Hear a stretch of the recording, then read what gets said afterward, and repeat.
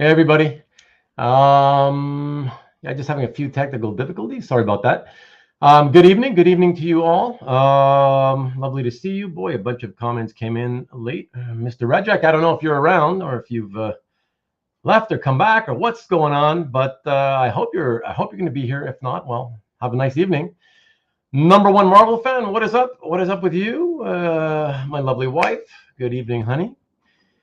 Polly P, hope you are having a great weekend. And hey, Paul, next time you take off, say bye.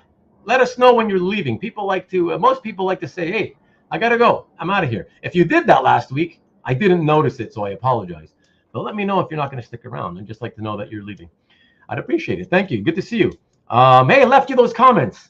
And I have not been leaving a lot of comments for a lot of people since July 26th. So I hope you appreciate it. I actually know you do. So there you go.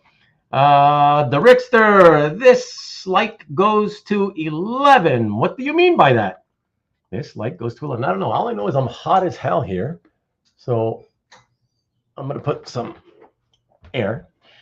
Who else do we got here? CJ, as always. Hello, good evening to you. My co-host for next week, for the next 2 weeks, Jason Ladwig, what is up? And of course, a nice welcome to Adam, who will be joining me in a couple of minutes. Of course, we got many good evenings. Good evening, Mr. Redjack. Good evening, Vivian Chu. Hi, CJ Design. Dolphins laying down the law. What's up, Marcus? Hi, Karen. Hi, Karen. Greetings, chatters. What is up again, Jeff? Wow. Sticking around. Go Steelers. Wow. Las Vegas doesn't get any love from you. Wow. That's wild. The Finns were amazing. Yes. What's up, Southern Comic Geek? The 46,977th Jason in the hobby. What is up? Hope you had a great time. Down there in Mississippi, where you're from, I believe the show was, right? I think that's where you were.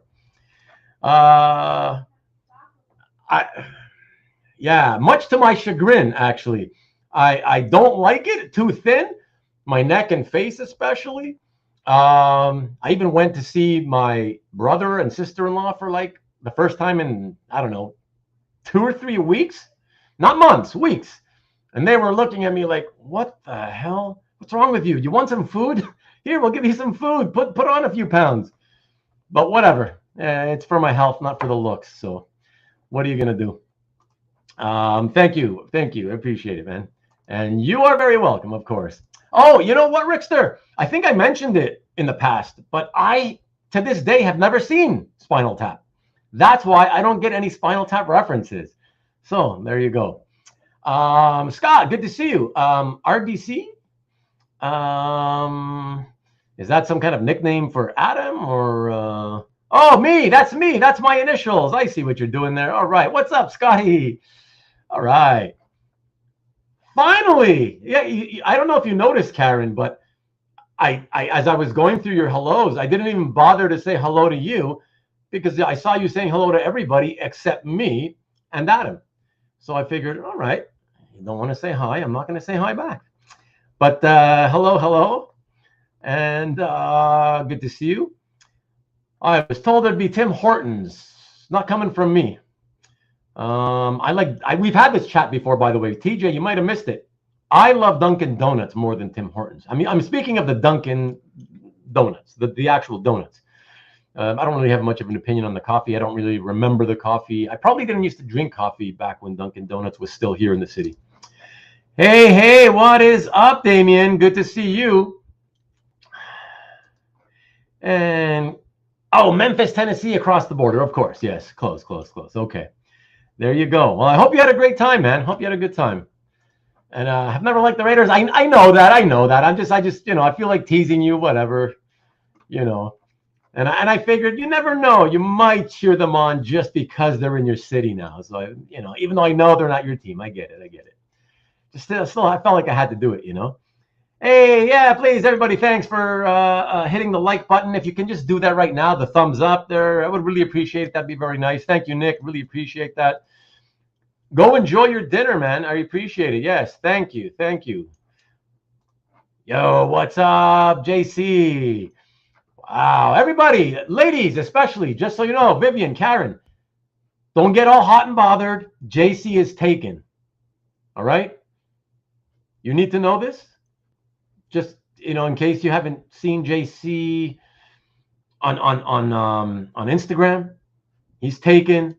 Don't bother with him. All right? Leave him alone. He's married. All right. All right. So, hey, Nick, of course, you weren't here yet. That's why I haven't said hi to you yet. You don't need reasons. That's okay. I'm just joshing you. Steve J, Nick Barucci, Firebirds. I don't get that one, but I've had enough. I'm out of here. All right, do whatever you got to do, Nick. Paul, I mean, whatever, man. You're hilarious. Barucci missed Friday night. Did you hit 100? He did, TJ. He hit 100 and over 100 thumbs up as well. So would like to get my usual 40-something thumbs up. So if you haven't done so, please do right now. I'd appreciate that. That would be very, very nice. That's all I ask. Don't need to subscribe if you haven't subscribed. I don't ask that. I mean, unless you want to. Yes, sir. I'm looking out for you, JC. I'm looking out for you. You know that. There you go. And of course, I knew. There we go. Yeah, there you go. So now next Friday, I show the picture. So he's going to show a picture of himself when he gave himself a perm back in the 80s, Nick, or 90s. I'm going to say 80s. I'm going to say 80s. That would have been the time, because that's when I got my one-time perm. That's when I was convinced to do my perm. That was ridiculous, but I'm not going to show that picture. Can't wait for the Nick perm. All right.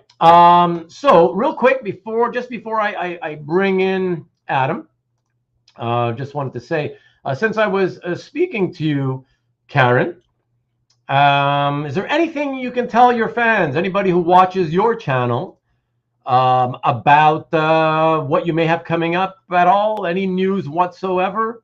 And for anybody who hasn't done so already, I'm putting the link in the chat, so you can go to Karen's YouTube channel and check out what some of her content is like. And she is only 10 as of, let me just check.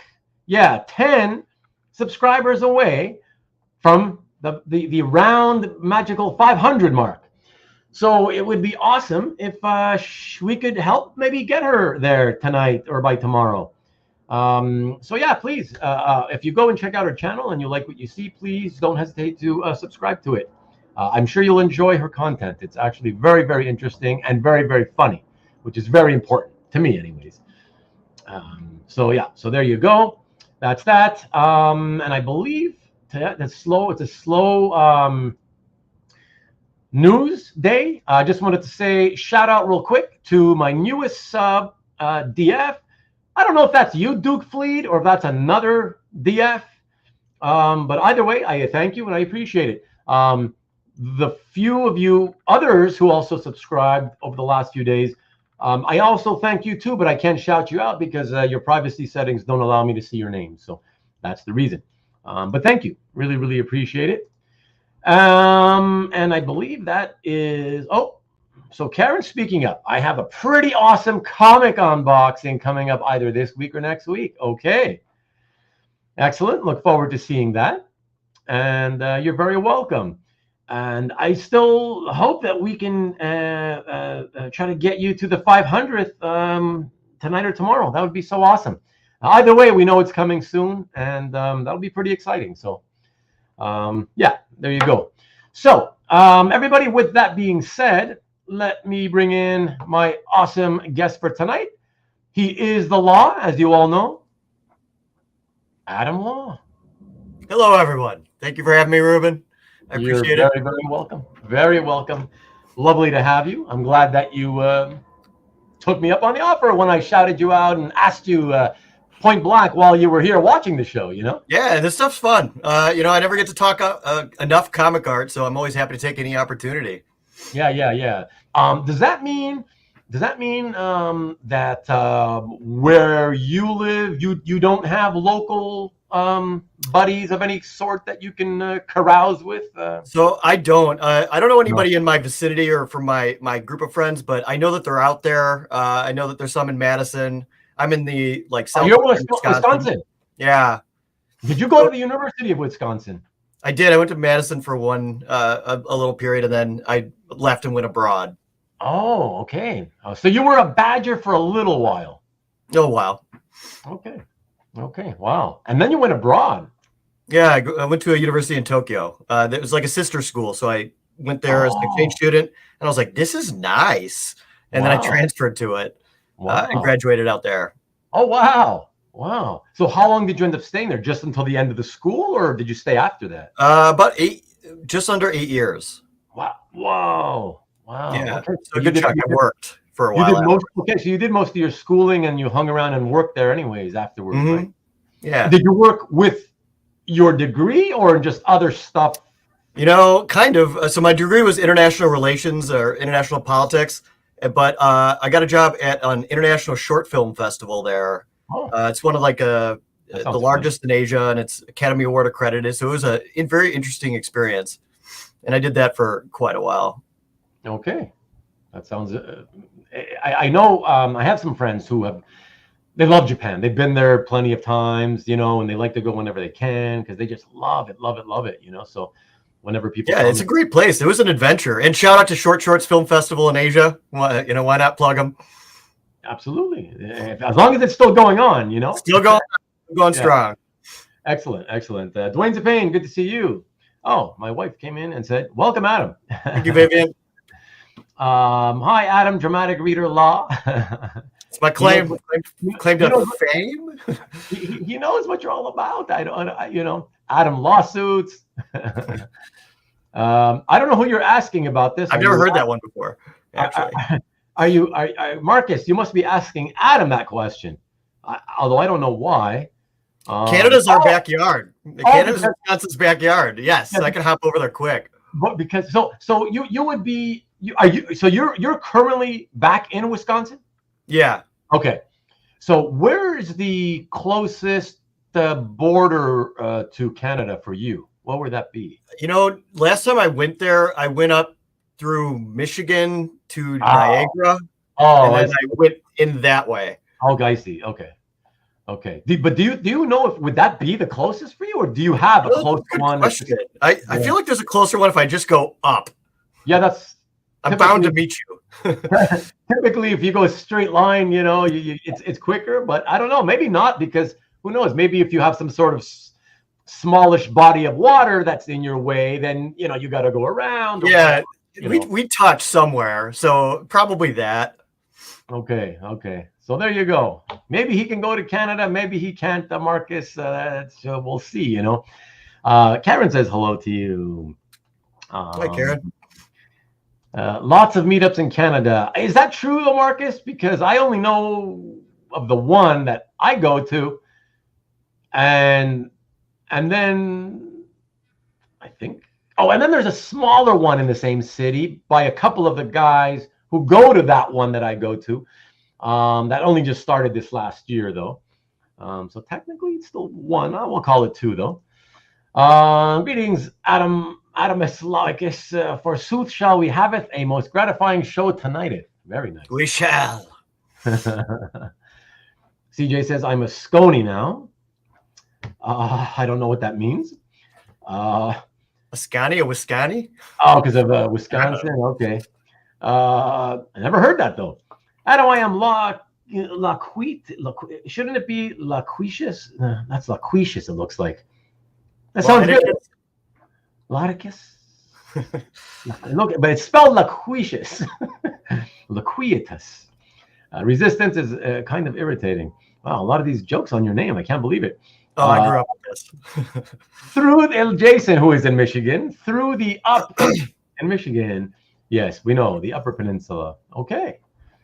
Which should be part of Wisconsin. I'm gonna say it.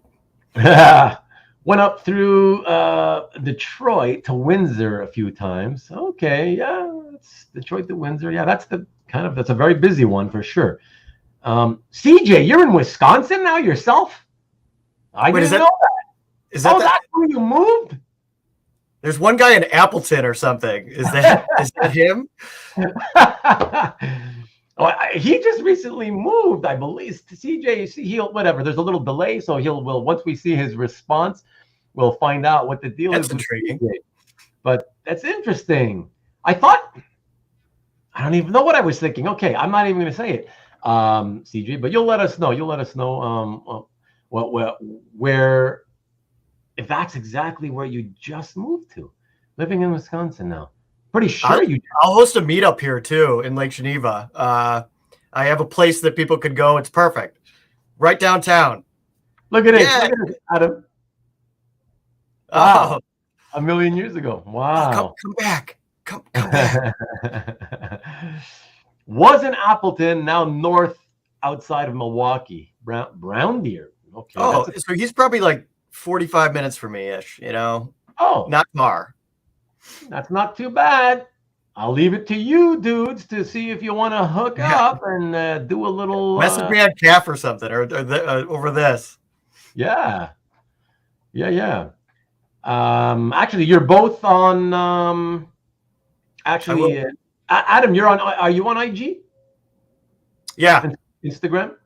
Yeah, it's under Walja_Mata, I think. Oh God! Oh yeah, that's that. It's my name backwards. That ridiculous, and it's not just your name. That's what makes it ridiculous. It's AJ Adam John and then Law. Yeah, but that's the problem. Is that if you could easily say to somebody, yeah, it's just my name backwards. Okay, Adam Law. It's easy enough to do it backwards, but you got the friggin' J in there. Nobody's gonna remember the J. Come on. Wall isn't enough. It's not enough of a name. Wow. Well, that's why I gotta say. That's why you really it looks like Swedish or Scandinavian or Scandinavian. Yeah, I was like Walja, because the J sounds like one of those names where it sounds like a Y. So I was like, Walja, Maida. What's that? Oh wow. So I like the difficulty people have to go through. Then once they get it, You can take the ferry across the lake. Set it up, Adam. Wow, Jason in Michigan wants to go and visit you. Wow. Come. There you go. You guys can hook it up. Yeah, if you've never seen Lake Geneva, it's a charming place. Birthplace of Dungeons and Dragons. We got artists from Dungeons and Dragons here. We got some history here. And my friend Rick wants us all to revel in the joys of Chris de Burgh. Chris de Burgh's Don't Pay the Ferryman. Excellent song, by the way, Rick. Thank you very much. Just have to put it out there. You and me are always in tune with the music, so that's sweet. Oh, Rick, you just made me nervous about the ferry. Listen to the song and watch the video. It's a lot of fun.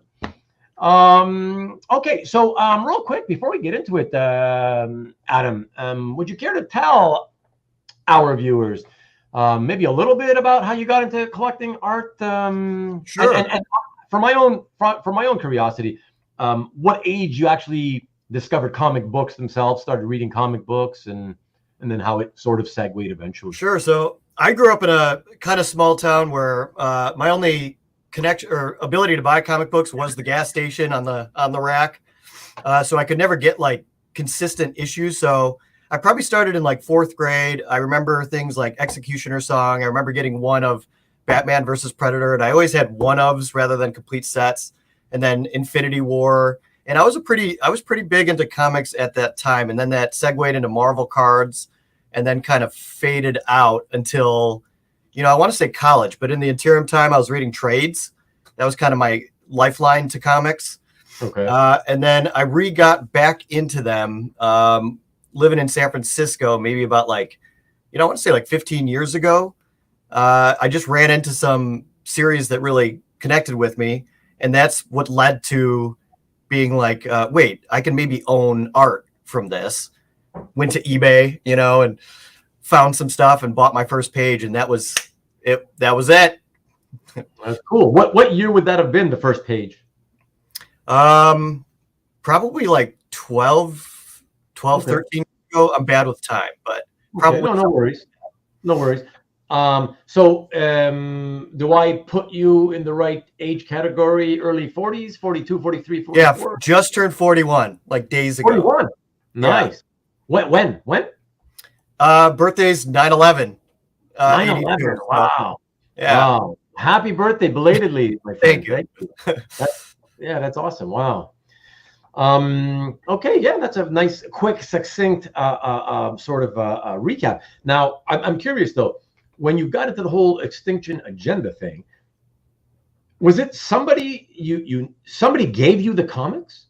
Is it like or you just saw it at like the store, the rack or whatever? Like when I came back into comics? No, sorry. Well, sorry, because you started in the early 90s, correct? Mm-hmm. Like the first time. Yeah, probably maybe even late 80s. Okay. Yeah, so I'm talking about that time. Like, what do you remember? Like your first exposure to a comic book, or no? Kind of, yes. I remember being given a couple comics. Like I remember getting the first like Madame Web Spider-Man issue, and I always had like a scattering. Like I had the Avengers Letterman issue, and so I would always have all these random things. And I took Silly Putty and made the copies. Yeah. I draw them. That was fun. And I got into both like the art and the reading. And then I probably had a stack of like, this makes no help on online here, a scale, but I had a decent little stack of comics. And then I found them again at an antique mall, same time frame. This would all be like grade school. So before, say, 5th grade, and started buying stuff there. And that's where I would also see other stuff that I was like, wow, that looks cool. Like I remember seeing behind glass, there was like a Death's Head. I was like, I want to read that, but I didn't have money, so I could never get them. So it was just like a slow process of accruing some. And then it kind of just grew from there. But I always liked comics and would get them when I could. I traded for them, traded toys for them, or cards. I collected baseball cards that I traded all for comics and like horror cards. After meeting a friend who, I want to find that friend again because his dad was like an artist for, I think, like fantasy magazines or something. So I'd see fantasy art at his house. Wow. You mean like paintings? Yeah, you do paintings, and I remember like ink drawings and stuff like that. And then later, after 5th grade, I became friends with Jeff Easley's son, who's like a D&D artist. So I'd go to his house and I'd see art and paintings, and so I always had these random little exposures to it. And it just kind of pulls you in and gravitates. And I always liked art from it too. I will say that. I'm curious. Were you? Would you describe yourself as having been more of a reader as opposed to collector of comics, or like was when you would get your comics and bring them home, were you just as? No, I was reading them. I was tossing them around. I was drawing on them. Oh, were you? Yeah, 100%. I was reading them and just kind of enjoying them for what they were. I didn't really get the whole collecting thing until later. And since I could never get sequential stuff, I never felt like, I have this set, this complete thing. It was always just bits and bobs. And then I dive in. And then the cards made me learn about the lore and stuff like that. And I remember learning about like Eternity and seeing his power level and being like, whoa, that takes you a little bit deeper into what's going on out there and who's out there. And that's kind of what got me more into just like the depth of it. And then I would pull things in. Like I did track down Infinity War. I remember that like as it was coming out, I was tracking them down because it just seemed like, a big epic event. It was cool for little me. It's like, I want to know what happens. This is amazing. For sure. Cool, man. I just want to take a little moment here because I saw that a friend of ours popped in. Hart. Hey, what's up, Hart? Wow, stopping in for a spell. That's very, very nice of you. I hope you're doing well. A lot of hellos to you, of course. Hey. Feels good getting back into the chat after having COVID. Oh, wow. Welcome back. Wow. Well, I know a good friend of mine who has it right now, and yeah, it sounds really terrible. I still haven't had it. So I believe I had it, but had such a small dose of it that I tested negative. But for a couple of days, I had 3 days, I had weird COVID-like symptoms. So I don't think it could have been anything else. but I still consider myself not ever having had it since I tested negative. So whatever. But wow, 2 weeks, man. Did it last that long? Really? Wow. Glad you're feeling better, Heart. Yeah, absolutely, man. Thanks to Jason. Yeah, it was a brutal one this time around. Poor guy. He makes it sound like he's had it like 15 times already, you know? Oh, I just got it the first time like 2 months ago. Did you? It finally got me. Yeah, it finally got me. Wow. And how was it for you? It was pretty bad. I woke up. I remember waking up in the middle of the night and like shivering and being like, well, whatever. And I went back to bed. Then I woke up in the morning and it was like a brick. It just boom. I felt terrible. But it went away in like maybe 4 days. I was back up and felt okay.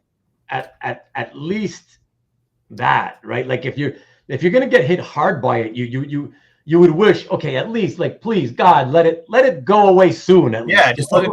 I'll go through it hard and fast. That's better than slow and long. Hard and fast. That's what she said. I set that up. Little inside humor there. Never had co-host, #1 Marvel fan. Wow, you're still one of the lucky ones. Yeah, and I'm good. Yeah, and I'm assuming you've been cautious because I will admit I was very, very cautious. I wore the mask all the time up until, I don't know, maybe a year ago, and when it seemed like it was really getting a lot better, but I wore it all the time. Mind you, I don't go out to many places where there's a lot of people, so that also helps, you know. But still, a combination of just being prudent and a little bit of luck at the same time, you know. Yeah, second time, right. Lost your taste buds. That sucks. And that's one of the early, I remember that was one of the early symptoms. People were like, you know, oh my God, loss of taste. That's how you know you have it, you know. So, hey, Rich, good to see you, man. Hi to everyone who's here tonight. Hi to you, Kenneth, as always. Thank you very much for dropping in. And Jeff says, I was on my back for 6 weeks and still having some long COVID symptoms. Wow. Trying to avoid any repeats. Yes. Please avoid that. Wow. Yeah, I'm not immune, like I said. Just more like cautious and a bit lucky. And I'm lucky that I work at home. I'm here all the time. So I go out pretty much to, you know, I was going out most of the time to get the weekly groceries. And also whenever I would have to go to the post office a few times per week, you know, to drop off packages that I was sending. But it's kind of in and out for that, you know, in and out, and that's it. So, and the post office was not usually packed. So yeah, so I was kind of fortunate in that sense. But okay, Adam, you ready to get on with the show and tell?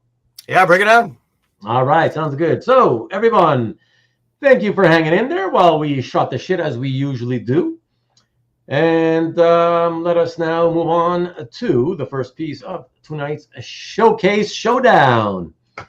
And no, it is not up for bids, just for show. So, and telling. First, unless of course Adam starts to say that, hey, yeah, no, you guys can buy it if you want to buy it. I don't think so, of course. No, I still like what I got. I hold on to it. I'm a black hole collector, as they say. So you've never sold? I sold 2 pages in my life, and it was just I had to accept. That hurt. Even that hurt a little bit. It's because you got offers though. That's why. Yeah, somebody just approached me, and then, you know, I was just like, okay, you want this more than I do. Yeah, take it and love it. Yeah, for sure, it happens. And if you felt it was cool, why not, right? Like as long as you were okay with it and you made them happy, yeah, it's good. 3 times in 3 years. Wow, but never had it bad. Wow. Sorry to hear it though, Rich, because it still sucks to have to get it because you never know how bad it's going to be when you first get it, right? So that really sucks. Lucked out even though I got it with a side of pneumonia. Okay, that's not good. It didn't take me down for too long. Well, good. You were hard and fast, baby. Hard and fast. It's power. Just like Adam wants it all the time, you know. I'm sorry, man. All right. So yes, let us get on to the first piece. And for this one, a artist that terrible grammar. An artist that I know or am familiar with quite well. Mr. Mike Perkins himself. Here we go. Let's check this out from the recent stint on the Swamp Thing last year, number 14, double page splash number pages 14 and 15. Yeah, so I found this on your site actually, and I immediately just kind of liked it. I mean, one, Mike Perkins does a really good job with this kind of photorealistic-esque, but impressionistic-esque imagery, and he packed a lot into this, and it's kind of a cool page questioning, mankind and our path and our worth, and are we dangerous? Are we, all these different things. And I just like that he used the DNA helix to represent it, kind of the spiral down, the thoughts and the trail and the question. You get a little Swamp Thing imagery, get some of the war, and just, again, aspects of it. And the colored page looks really good too. I don't always love coloring jobs, but I do like what they did with this one. And in hand too, it's just very cleanly rendered. Everything from the DNA helixes to the way they drew it, it's a really nice page. Yeah, I that's, the first time I saw it, that was the first thing that got me, was the whole DNA helix. I was like, oh, I love that. It's not the first time I've seen that, in comics, but every time I've seen it, I don't know, there's something about it. It just looks so cool, Yeah, and if you ever try to draw a DNA helix, it's hard. Yeah. And the other thing I wanted to pick up on, only because you mentioned it, is that's what I really loved about this series. Of course, I always enjoyed the art, but like you said, and particularly on this page, the words. I mean, Ron V's writing blew my mind. It was the first thing I'd ever read of his, and it blew my mind from the beginning. And I was just like, wow, who is this guy? And especially having read, for anybody interested, I mean, if you've read and are familiar with and are a fan of the Alan Moore run, then and especially if you only read that run and never read Swamp Thing again, I would please ask you to please try to see if you can take the time to read this run. It's only 16 issues, and it's like a love letter to the Alan Moore run, but still unique unto itself. I don't want to say any more about what I mean about when I say that it's like a love letter to the Alan Moore run, but clearly Rom and Mike are big fans of it, and if you read this, you will see that. Swamp Thing's always been kind of a good conduit for some interesting questions that obviously Alan Moore tapped into and brought out.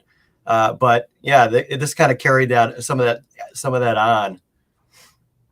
Yeah, really cool. And we saw like a Kirby collage. Yeah, this is such a uniquely cool Perkins piece. It certainly is. Hey, Ron, how's it going, man? Good to have you here. Thank you for dropping in, as always. I appreciate it. Let us jump back here. We'll show the color piece one more time. Let me then come back to you all. Okay, and for those who have not seen this before, I have something else to show you in relation to this piece of art from the Swamp Thing. Adam, would you care to maybe introduce what we're about to do? The dramatic reading, some people have mentioned it, and that's what I've made in the past. And this page is one of the ones that I read, and I was like, I like this. I'm gonna take this. I'm gonna tell a story with it, and the different panel and inserts. I was like, oh, I can do some neat things with that. And that's what the dramatic readings are. As you find a page that speaks to you. It can be. I've even done complete 7-page stories, but you just act them out, and you act them out fully. Like you film yourself doing stuff and filming a scene. Some people just did it panel to panel. So there's any way you can do it. But yeah, you just dramatically read those pages and put it together in video form. Okay, before we show it, I just want to ask, because I'll be honest with you. I never have. I've been one of those people who I don't get it. Like the whole dramatic reading thing. Like I need to know. Okay, this is the main question on my lips. So was it it was and is, or are they intended to be humorous? In other words, is the intent to read dramatically so that it's so over the top that it's funny? Or are you supposed to be reading it dramatically just to try to do it as best as you can dramatically? I'll just say that whatever it is I try, I probably don't have the talent to put it out in the way that I imagine it. So I just kind of do it with what the page. I do take the page seriously, but it is just meant to be kind of fun. Like a lot of the settings that I do are ridiculous, and the ones that the places that I go and the scenes that I do act out, I've definitely made some that are just meant to be funny, but the pages are funny, so you make them funny. With this one, I at least tried to, again, take the content seriously and deliver it in a way and find the right clips. Like there's some clips in there that I thought were, right when I saw this page, I was like, wait a minute. There's this clip by in the movie Noah that Darren Aronofsky made where it shows like all the silhouettes of this person going through the costumes of all the different wars through history and different weapons. And I was like, that's so perfect for this that I need to make this. Okay. So you never know how it all pieces together, but I do take it seriously and I try to give it some weight if it has weight, but I'm no actor. I am no actor. Okay. Well, I mean, I asked the question not only because I truly was wondering, because I really wasn't sure, right? But also because then now I see this one and I'm like, okay, because I'll tell you, I thought it was supposed to be over the top so that you then laugh. So then I have fun with it. Right. But I saw this one and I'm like, I'm waiting for the laughter and I'm like, I don't think this is supposed to be funny. No. He's trying really hard to read the actual words the way they're and because it's a dramatic. The story is dramatic. Yeah, right. It's serious stuff. He's questioning the worth of humankind. Yes, exactly. That's what's so amazing. So I'm like, okay, I was like, but where's the laughs going to come from? I don't think this is fun. I don't think it's supposed to be funny, So that's why I asked. I was like, okay, I need to ask you at some point, because. Yeah, just in case I'm missing the joke. Some are fun, some are sad, some are serious, some are heavy, some are light. That's the variety is part of the spice. It's part of the fun. Mike, what's up? He says everything is the original dramatic reading. What does that mean? Everything can be a dramatic reading. And Heart's agreeing. And Marcus is telling me that the laughs are from the overacting. Well, that's what I'm saying, though, Marcus. That's what I'm saying. But anyways, you'll see in a second. In a moment when I put it on, you'll see that it's not funny. I don't know if you guys will think it's funny. If there's any humor in this one, I failed to see it. That's all I want to say. Yeah, this was one of the least funny. Yeah, I was just like, yeah, okay. Maybe at a certain point, I remember when you said, I can't remember what it was. You said something, and I'm like. Okay, maybe he overdid it there, but it still wasn't to the point of being funny. It was just, he overacted. And, whatever. No, and I do everything in one take. It's just cool. Whatever comes out is what comes out, and I plop it all together as it should be. I mean, that's how it makes it fun, But okay, everyone. Why don't we take a quick look at that? It's about a minute long or so. Here we go. Enjoy the show. Enjoy the show, everyone. When I was only a boy, he placed my hands upon the roots of a tree and asked if I could feel anything. I was naive then. I looked for tremors and currents of magic and metaphysics within the tree, when he meant for me to be looking within myself. That is how, Zetar, we are now of one body. Look within my own memories. Look through the eons of humanity and the memories of the green. You said you came here to preserve, to protect. Tell me, Zetar, what do you think? Are we worth preserving? Your name, is it Levi? Levi Kame? Yes. I do not know the answer, Levi Kame.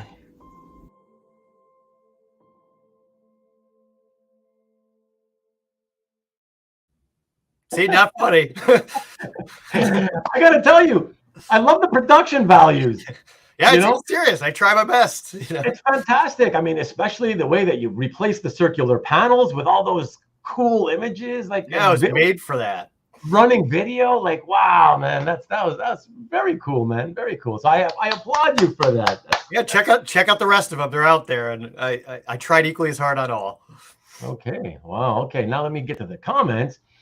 Let's see what these people have to say about this. Okay, so we get hello. Derek, what's up? Derek says Wes Craven, Dick the Rock, exactly the original Swamp Thing movie. And hey, what's up, Ilya? That was really good. Thanks. Nice, very much so. And again, it's all the page. The page did it. I just kind of plopped some stuff in, but if you find a good page for it, it's you can do good work. Okay, so Marcus is telling me that the point is that the comic book writing is melodramatic and not really meant to be read out loud. That's how it started for me too. Like I got a Jack Kirby page in the mail, and I was reading it, and I was like, this is some crazy dialogue. It's like super dramatic. It's almost like Shakespearean-esque. And my wife was sleeping in the other room, and I was excited. So I just filmed myself in my living room reading this dramatic dialogue. And that's definitely how it started. And then I don't have a lot of pages like that. So I was like, well, I got to branch out. That's cool. But so ultimately, where did you get the piece? Which one? The Swamp Thing. From you. I did sell you that one? Yeah. Yeah. And was that was the piece you bought the month it came out, or after it was already like an issue or two after, and you came? Yeah, issue or two after. Yeah. Okay, that I don't remember. I'm remembering how the transaction went down. I remember. Yes. And that was the first time I believe that you had picked up anything from me, right? Yeah, and then after that, I got another Mike Perkins page and some other. Yeah. Okay, I remember now. Yes. Thank you. Yeah, so that's cool. No, I remember thinking, oh, cool, because oftentimes people won't buy a piece like that because, well, there's no Swamp Thing. It's the Helix, right? Yeah. And so for me, though, at the time, I thought, well, you never know. It could go because this is the type of series where I believe a lot of the buyers will buy some of the pages based on the writing as well as the artwork, Yeah, and when I saw that page, for example, it's the writing, but I also just thought it was a beautiful piece of art. And that's what kind of done it for me. And I tend to actually, if a page has artistic value, and I'm not like a big superhero collector really. So if I just view it as something that's kind of a beautiful piece, I'll want it just for that. I get it. Absolutely. Paul wants to know. Well, he wants you to know that he doesn't know how you do that inserting of the videos. You use Photoshop, and then you turn it into a PNG file. And then you click a million times and cut out those circles, and then just stick a video behind it with the page as an overlay. Wow. And then it's relatively simple with Photoshop. Can I ask though? How long would you say that? From start to finish, from the second you said, okay, I'm going to start working on doing that video, how long does something like that take? Every single one I did, except for when I did the 7-page story, probably only took me like a couple hours from filming, like going somewhere, filming. Yeah. And then I just film on my phone, and then I just come here and dump all the footage, and then I plop it in. But probably, like 2.5 hours typically. So not a long time, because I really do it in one take. Right. And I just kind of make it work. And a lot of time too, I don't even know how I have to stretch things and reverse things and just to make it work. Because I don't even know how long it takes for me to read some dialogue out loud to like time it with video. I don't even know. I get it. It's by the seat of my pants, Oh man, no worry. No, it's very well done. So that's I definitely like that about it. Ilya says, keep the video and I'll buy the art. Are you trying to put down his video production? Because that's pretty awesome, Ilya. Come on. Well, I give the video away to everyone. So you don't even have to keep it. It's just there for you. It's for the world. There we go. Hey, Cab, what is up? Just checking in and out, and don't ever apologize. Thank you. Great to see you as always. Thank you. It was like the beginning. So Brian came back. Okay, so you're back, Brian. It was like the beginning of Twilight Zone episode. Oh, the video? Love it. That's very cool. And needs more cowbell. That's awesome. Dramatic origin story. And Mike NSN Art, I noticed you just emailed me something about everything. I'll check it out later since we're live in the middle of a show now. Unless it's something you want me to check out live right now, let me know. So hey cab. Very nice and impressive collection, Adam. I especially like the fact that you have complete stories. I love getting complete stories when you can. They're, you can't always get them, but when you do, you're like, this managed to last its entire life together. And now it's my turn to keep them together. And just reading from start to finish a complete thing of art, it's a really cool experience. Complete issues is like the next level up. And I don't know if I'll ever obtain that, but maybe. Dan the man. What did you just walk into? You walked into a dramatic reading of a double-page splash, which was the first piece in the show and tell. That's what you walked into. We will not be doing a dramatic reading with video of every piece tonight. That's the only one. So no worries. We're going to get to that in a moment, and then we're going to rifle through the artwork. So bootlegging is a habit. We all just took LSD. Yeah, that's what happened. All right, have a good evening, Cab. Appreciate you dropping in. Thank you. And hit the like button on the way out. Not that I don't know you already do that. Adam did an amazing job. Lots of hard work. Yeah, for sure, man. Thanks, Gerhard. I appreciate that. It's fun. It's been really fun. There you go, Ilya. Okay, thanks for clearing that up, Ilya. Classy video. What's up? Good to see you, Mark. Let me see what else. Share video. Share. Yes, exactly, Ilya. Share video, share the art. There we go. Okay, we'll do, Mike. We'll do. I'll check it out later. Carlito, what's up, man? Good to see you. Good to see you. We're gonna get to the next piece in a second. You need to ask Rob Liefeld to come on one time. I'll bet he would. He loves talking art. I mean, that'd be fun. Yeah, I don't know. But then he would see he's like a superstar, so he would think like he's doing me a favor. And no offense, like I don't want to have people on who are gonna sort of act like they're doing me a favor. I don't know if that makes any sense, but like you might just do it for the love of comics. Yeah, maybe. I don't know. So now Nick Rucci has something to aspire to. He could use some help with the production for sure. Hey Dan, what's up? Adam needs more individual folders in his calf. Are you one of those who puts it all into like one or two? I mean, it's called my dragon's horn of art. Oh, yes. Oh, that's true. What it is. Yes, I forgot. I was there yesterday.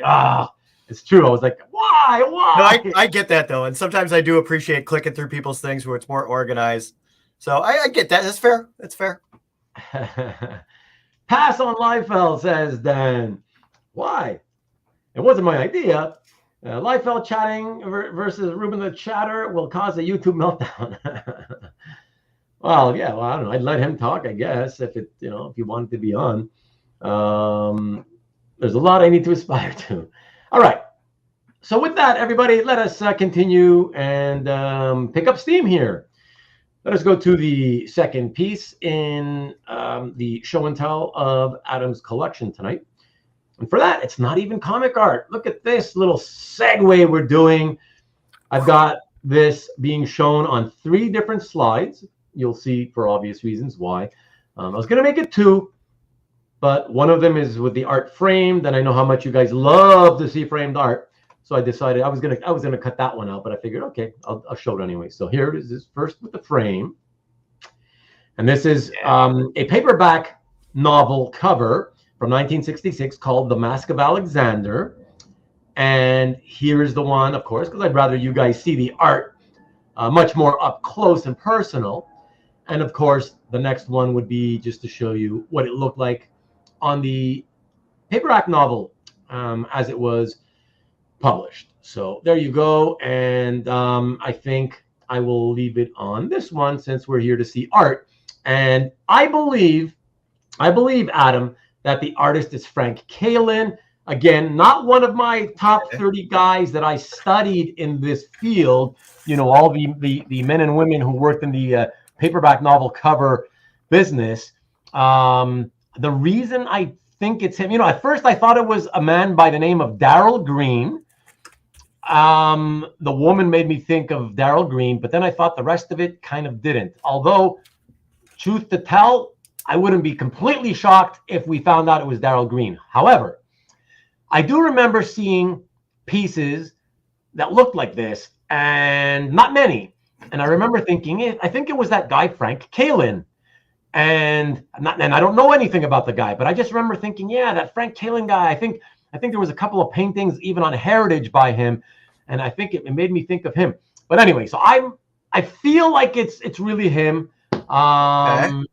And you know what's funny though? Hey, you know what's funny? Actually, and this is really important here, Adam. So listen carefully. This cover was published on the book The Mask of Alexander, published by a publisher by the name of Pyramid, okay, known as Pyramid Books.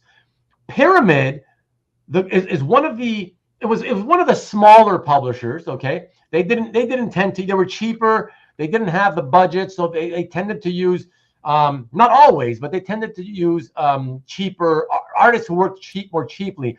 So not the top names, but sometimes they did. But I want you to know, you might want to check inside, because Pyramid is a publisher who, unlike most publishers, they had a pretty good habit of wanting to credit the artists, whether it was inside on the copyright page or sometimes even on the back cover.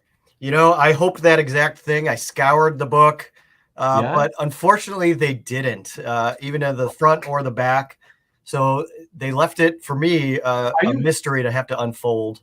Are you sure? I'm you have positive. I have the book. I bought two copies of it to be like, well, maybe there was a missing page, just to see. You bought 2 copies of it? I did.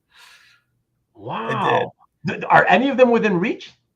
No, I didn't bring them here, sadly. I could have / should have, but no. And I really did scour through trying to find that, because truth be told, I really liked this painting. I thought the colors were really good. Some of the characters really had like a lot going on.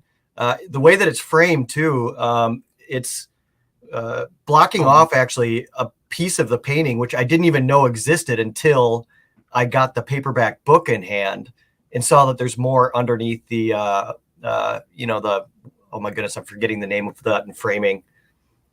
The mat, I guess. Yeah, so there's more back there. And so, I thought maybe there might be a signature there, but the way that it's framed, I didn't want to take it out. And I got to tell you, this thing looks awesome on a wall. It's just like a cool little color pop. It's like right at dusk, but the girl's just lit up. That guy with the red satchel just looks like he's just going to cause trouble. Then there's like that penguin guy on the right looking at you. It does leave some intrigue that you're kind of curious about. And it does look like like a real live version of the penguin. Yeah, it does. Second from right. Yeah. This is the first paperback original art cover that I bought. Okay. And since then, I was like, okay, I really like these. They do have that kind of like, almost want to call it like a hazy gouache style look to them. Yeah. And that is what makes it hard to identify a lot of these artists, because the style was used by a lot of artists. But there's just something about them that it kind of draws in the eye. It does tell a story without being too detailed. And I get why they used it. It's an evocative type style. So this made me fall in love with trying to get these, and also just decorating my walls with them. Yeah, that's awesome. I have about 3 dozen paintings on my walls, and none of them are comic book art. They're all paperback covers. Okay. Wow. Yeah. So, what's this? Look what Hart says. Guys, I found the back cover that has Frank Kaplan listed as the artist. Oh, yeah. Hold on. What? Did I just have blinders on? It could be. What's going on, Adam? Come on now. I can read, God. I swear. Oh my God. You bought 2 copies and you looked at it very carefully, you said. I'm going to look again just because I couldn't. I'd be shocked if my copy. I wonder if somehow Hart found a scan from maybe a different edition, a different printing that used the same cover art. Maybe that's what happened. There's a lot of that could be, or I mean, I'd be shocked, but I will leave it up to the possibility that I just didn't see it. Look at link. Look at what link? But that means you did get it right too. Hold on. Yeah, well, I'm yeah, like I said, I mean, I look. So not only did I collect this stuff for years, I stopped collecting comic book art at the same time that I started paperback art. Oh, so you did a full switch. A full switch. I just stopped with the comics, and yeah, exactly. I was like, so a very famous paperback art, illustration, a vintage American illustration collector had passed away in 2008. Charles Martinetti, and this guy, he was like, I mean, you call him a collector. He was a collector. He was at the same time pretty much like a hoarder. But this guy had spent decades saving a lot of this stuff from the garbage bins. Okay. Oh, wow. Good for him. And because tons of this stuff, that's what the book publishers used to do. They would take it and dump it out on the New York City street corners waiting for the garbage men to pick it up, you know? And he went around just trying to save as much of it as he could. He had like 4,500 piece collection, all paintings of like the top names imaginable down to the lowest names and even unknown names. And then when he passed away, Heritage got hands on his estate, you know, the collection, and they spent 4 years auctioning it off basically. And I wanted to get a piece of it, so I was just like, okay, that's what I did. I stopped with the comic art and just started buying that stuff for several years. I mean, if that's happening right then and it's all coming out, you know, you got to seize the moment when it's there. Yeah, exactly. That's it. I didn't want to miss the opportunity, you know. Yes, it is a beautiful color palette, JC. Blame the oversight on the Penguin. Yeah. One of Ruben's great shows was his paperback art show. Yeah, CJ, I want to do more. I really want to do more. It's just, I need my friend. It is an intriguing thing, you know, like category of art. And it does like cross over a little bit more into, you know, like whatever, fine art paintings, and the styles are amazing. I don't know. It is a intriguing pathway to go down. And I will say, when you start seeing a lot of it, it's amazing. And then pulp art too, the pulp paintings, it can branch off into so many things. Absolutely. Tom Kadzalowski, what's up, sir? No worries for being late. Why did you have to do that, though? Yeah, thank you. I appreciate it. Thank you, Tom. I think you already did that on Facebook, though, didn't you? Yes, of course. Thank you. Appreciate it. Yeah, no. So yeah, it's I always love it. I love that you included that, Adam. As a collector of that stuff myself. Well, listen. I thought you might like it. Yeah. Look. I mean, this is just one. I only have one of the 3 walls in my office that have any art at all, but that's the wall here in the office that has stuff. Oh, wow. So it's all stuff that has nothing to do with comics, you know. So there you go. And then the living room has another 13. The hallways have 3. Bedroom has, I think, 3 or 4.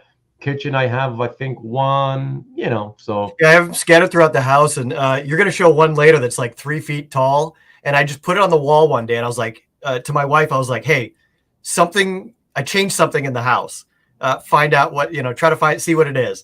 It took her 4 days to see it, but when you see it, it's like the painting, the art. You think it'd catch her eye, and it's like 3 feet big, but it took 4 days. Exactly. I ain't gonna say anything about that though. Okay. All right, everybody, let us move on. And yes, now you get comic art. All right. So the first or second piece of comic art on tonight's show will be Cyclops. Oh, sorry. The Further Adventures of Cyclops. What a long title. The Further Adventures of Cyclops and Phoenix. The first page to the 4th issue by John Paul Leon and Klaus Janson. Yeah, so this, even though the title's really long, really what it is is the origin story of Mr. Sinister. Mr. Sinister, I figured, yeah. It is, and it was really well done. The Cyclops and Phoenix thing is almost just like a story mechanism to go back in time and have somebody observe the incidents. And John Paul Leon did all of it. It's 4-issue miniseries, and it's just really well done. And this page is kind of the first time right after Mr. Sinister is changed and converted by Apocalypse, and he crawls out, and you look at the details in the background of the pages, and it's kind of like alien machinery. Yeah. And I've always thought that John Paul Leon did really good work of just doing kind of black and whites and leaving blank space, like all those mechanics on his shoulder on the left side. He did a really good job with that, and a lot of it is just open white space that he left out. Yeah, but to me this is like kind of an evocative page, and I really like this take on the background of Mr. Sinister. They took him really serious back then. Nowadays he's a little goofier. They kind of took a spin on him, but this one takes it very seriously, and it's kind of a sad, tragic tale mixed with what kind of drove him and what his thoughts were behind it. And you could tell too that some of the artists really appreciated this too, or people in the industry, because later they did a Weapon X Wolverine series, and they did a one-shot called Sinister's List, and they actually brought back John Paul Leon and Klaus Janson to do that, because it's another like little origin snippet or an early Mr. Sinister story. Okay, cool. Dwayne says, I like his red laser eyes. It's awesome. Yeah, I love the negative space effect here with the high contrast. Really beautiful. Simple colors. Yeah, and it's all about shapes. This page, it's all about the shapes. It's all about big, large, solid shapes. Yeah, and really big swaths of black and open white. Yeah, really, really cool. Very nice. Okay, and let me just ask you, because you mentioned that now they kind of turned him kind of silly. Have they sort of rebooted his? A little bit goofier. They just kind of changed his personality, because in the beginning he was like almost like a forlorn, tragic story about losing his son and being cast out from his scientific community because he believed that this mutant gene would be out there, and he kind of saw a future coming that his community just didn't believe. So, and that led him to a bunch of stuff, and then his tragedy with his wife. So it was like a tragic story. It's a sad story, also with a little bit of madness of just a need to learn or understand something that he believes to be true and to prove it. But not silly. It was not silly. Okay. It's not a tragic comedy. No. And then later nowadays, he's just kind of he's kind of sassy or something. They turned him a little sassy, and I just never saw him that way. So when I saw him in like some of this, it's like in those Swords of X, Powers of X, those new ones. Yeah. They just gave him some sassy aspects to him. Yeah. But I took him always seriously. I don't know. Well, Bootlegging is saying that he's very silly now. Also, there are 4 different Sinisters currently. Oh God, again. Yeah, really? I saw something about that. I haven't read it. The Sins of Sinisters or something. I don't even want to go there. Thank you for letting me know, though. Bootlegging. For letting us all know, so we can all avoid it if we so choose. Yes, Cyclops. Yes. So the current incarnation is a very sassy goofball. And I don't like it. I don't like it. Good evening. I'm sure a lot of people don't like it. I should try some visible to get the red out. Some Visine to get the red out. Yes, of the eyes. Absolutely. It's been pretty good. Yeah, I heard Sins of Sinister, for example, is good. Wow. I haven't read it. I did buy it actually, where I'm like, all right, I'm gonna try this. I'm just gonna be open. It's not read it. Not what I expected at all, though. Like when Dan is going, the current incarnation is a very sassy goofball. I'm thinking Dan must be like, oh God, this is terrible. Yeah. Like for him to come back and say, oh, it's been pretty good. It's like, what? Wow. Shocking, honestly. I'm curious. I'll try. Good evening to you, my friend. Good evening. Even and Mikhail agrees. Sins of Sinister thanks, is Mikhail. fun. And Dan is following up with Sinister is still very evil, but his personality is very different from that Silvestri splash page you first saw him. Okay, well, that's a long time ago. Clearly, he has changed. Jason says, agree, the current Sinister is a travesty. Okay, well, you're not agreeing, Jason, because everybody else seems to be saying the current one's pretty fun. So it can be fun, but did they do the right thing by Sinister? It's like two different questions.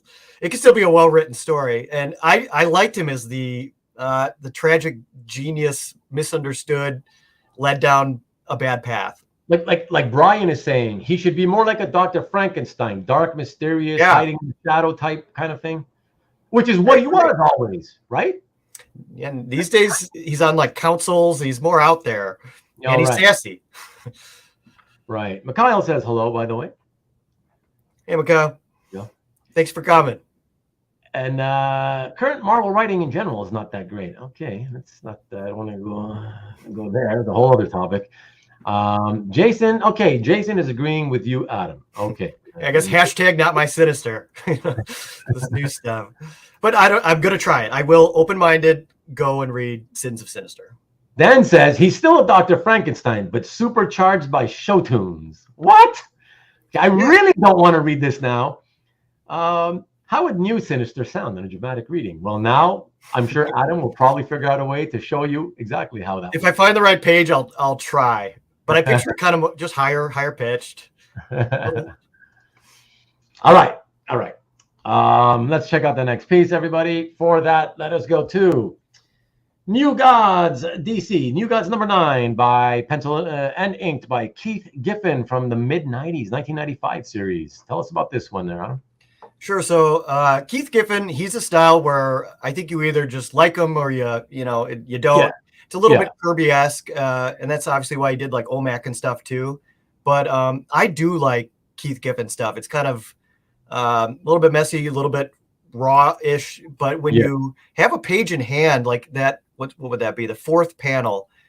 He fits a lot into a tight space, and he's always been good at that. And I have some other examples of his that I think also kind of show it. So he can densely put in an image, but this one, beyond just liking Keith Giffen in general, it drew me in because I do like ancient lore about the worlds in both DC and Marvel, kind of like, in the beginnings, this and that happened. And this one actually depicts like the old gods that were there before the new gods that were more like, almost like the old Greek gods that were more like forces of nature, more than having personality and care. They just kind of did things or were things. And then the bottom panel shows the creation of Apocalypse and New Genesis. So it's a birth page of Apocalypse and New Genesis too. So that's really why I got it. It's a ancient lore depiction page, which always draw me in. It's cool, man. I mean, I've always been a Keith Giffen fan, even when he went from his Legion era to this sort of, when Kirby-esque. He does jump in style. Yeah, he has actually spent a lot of his career sort of jumping back and forth to that Kirby-esque style of his, But he did it early on, and like early in his career at Marvel. And then and then in the 90s he started doing it again, but much more abstract. Like this is what I call his more abstract Kirby-esque style, Yeah, I liked this stuff, and he did some other stuff like this in what was that called? Marvel Presents. He would do some stories in this style, OMAC, and then very, very cool. I did want to take a minute, and I apologize. Let me just pause here, Adam. JC, I noticed 2 minutes ago, JC, you posted this. He said, it's a beauty. Jean-Paul Leon was so good on Earth X also, and that's very true. But I'm just curious, JC, is it possible that you might be behind on the live stream? Because it came in while we were already showing the Giffen piece. And so just in case, I just want to suggest maybe you want to hit refresh on your browser so that you can if you are behind, then it'll catch you up to where we are. Because I have a feeling the way you came in there, it was kind of late. It just feels like you might have been. It feels like your stream might be lagging. So just and he's 100% right. Earth X is what brought me back into comics. Seeing John Paul Leon's work in it. So I 100% agree. I was just impressed by it. And again, I felt like it was fine art. Yeah, absolutely. Oh yeah, he was brilliant. What a shame he passed so young. Like, yeah.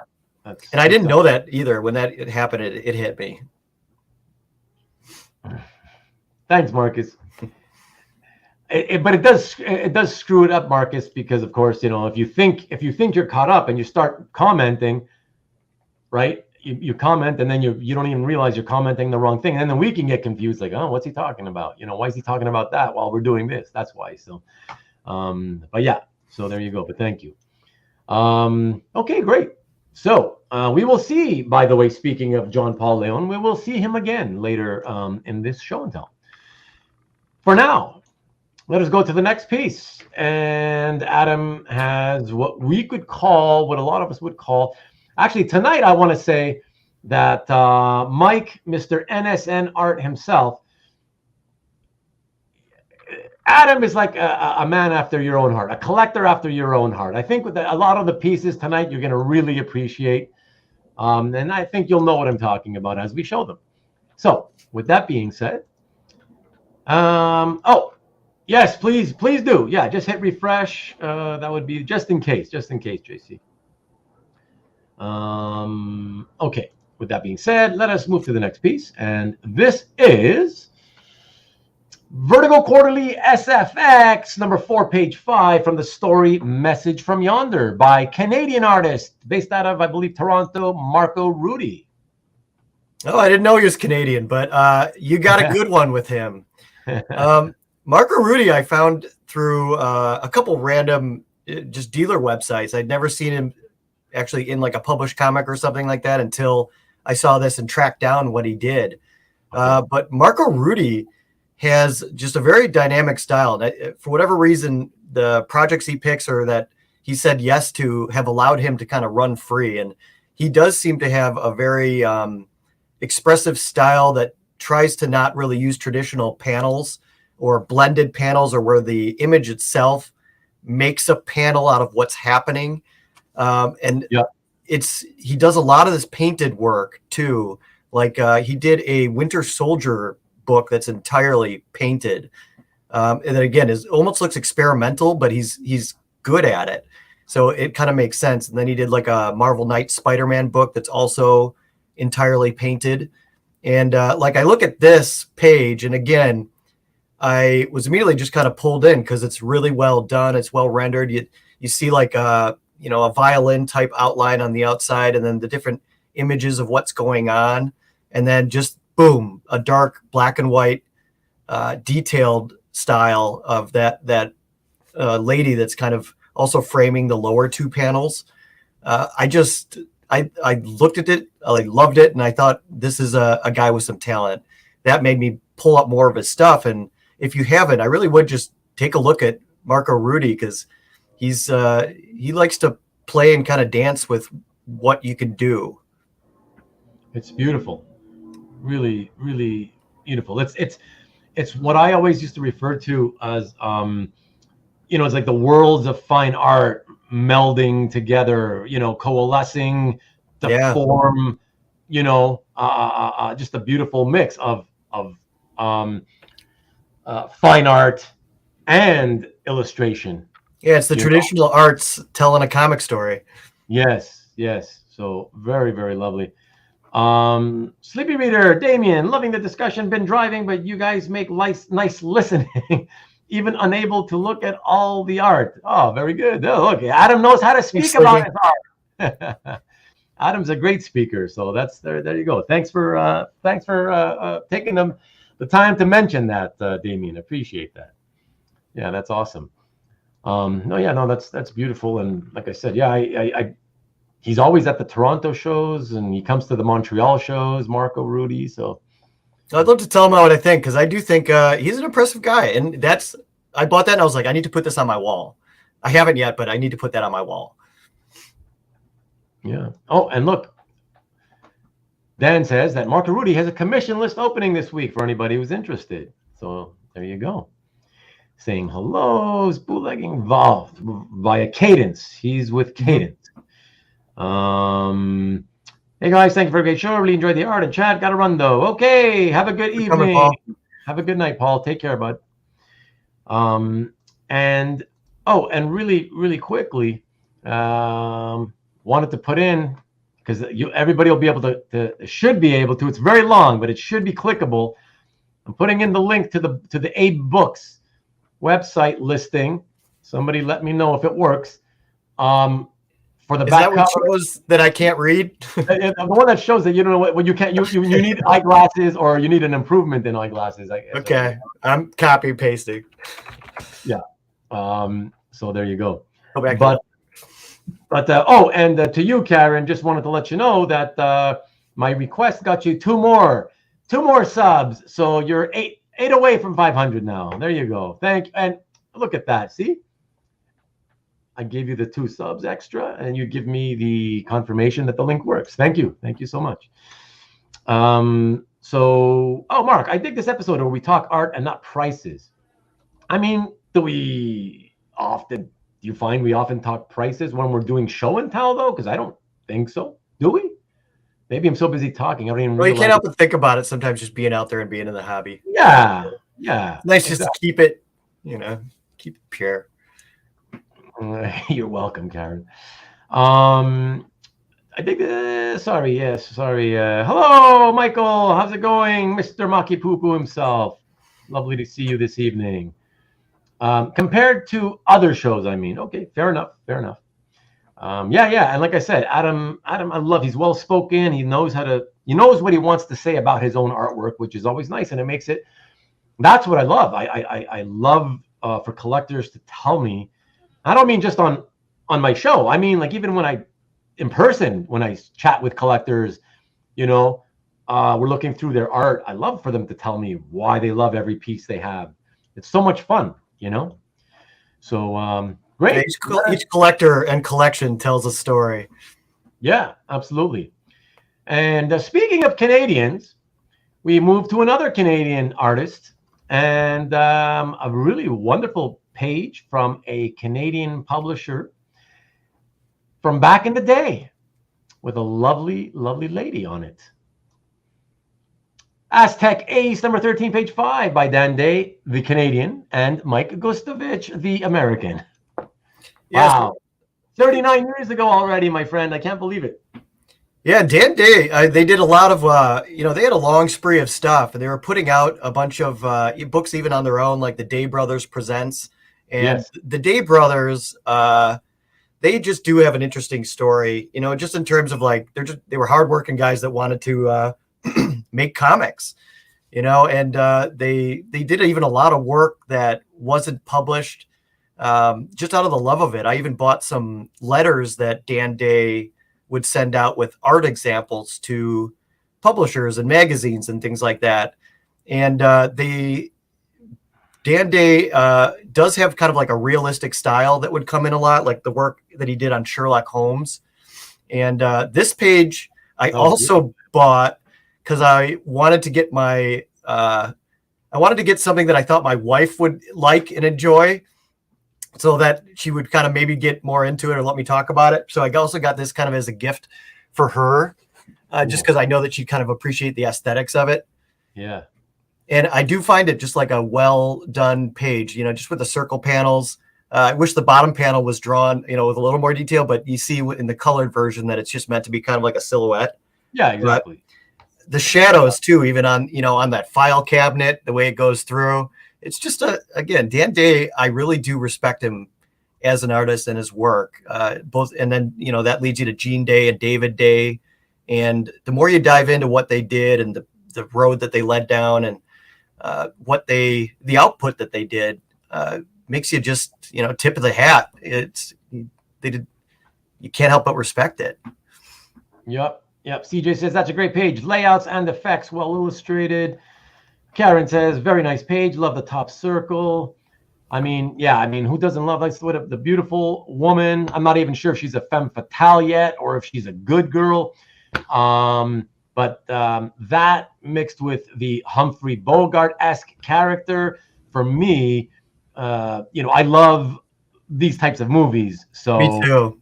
yeah, well, that's awesome. Yeah, glad to hear it because so when I see this stuff illustrated, that trope of the darkened office with the light from outside coming through the blinds, right, and then having the shadows from the blinds on. Oh man, it's fabulous. Really, really. It's a classic. And I also included this just to show, like, there's different reasons that you can try to get a page or want a page, and just the different reasons you can come at and appreciate something, both the people behind it and the stories, and the themes, and even other people in your life.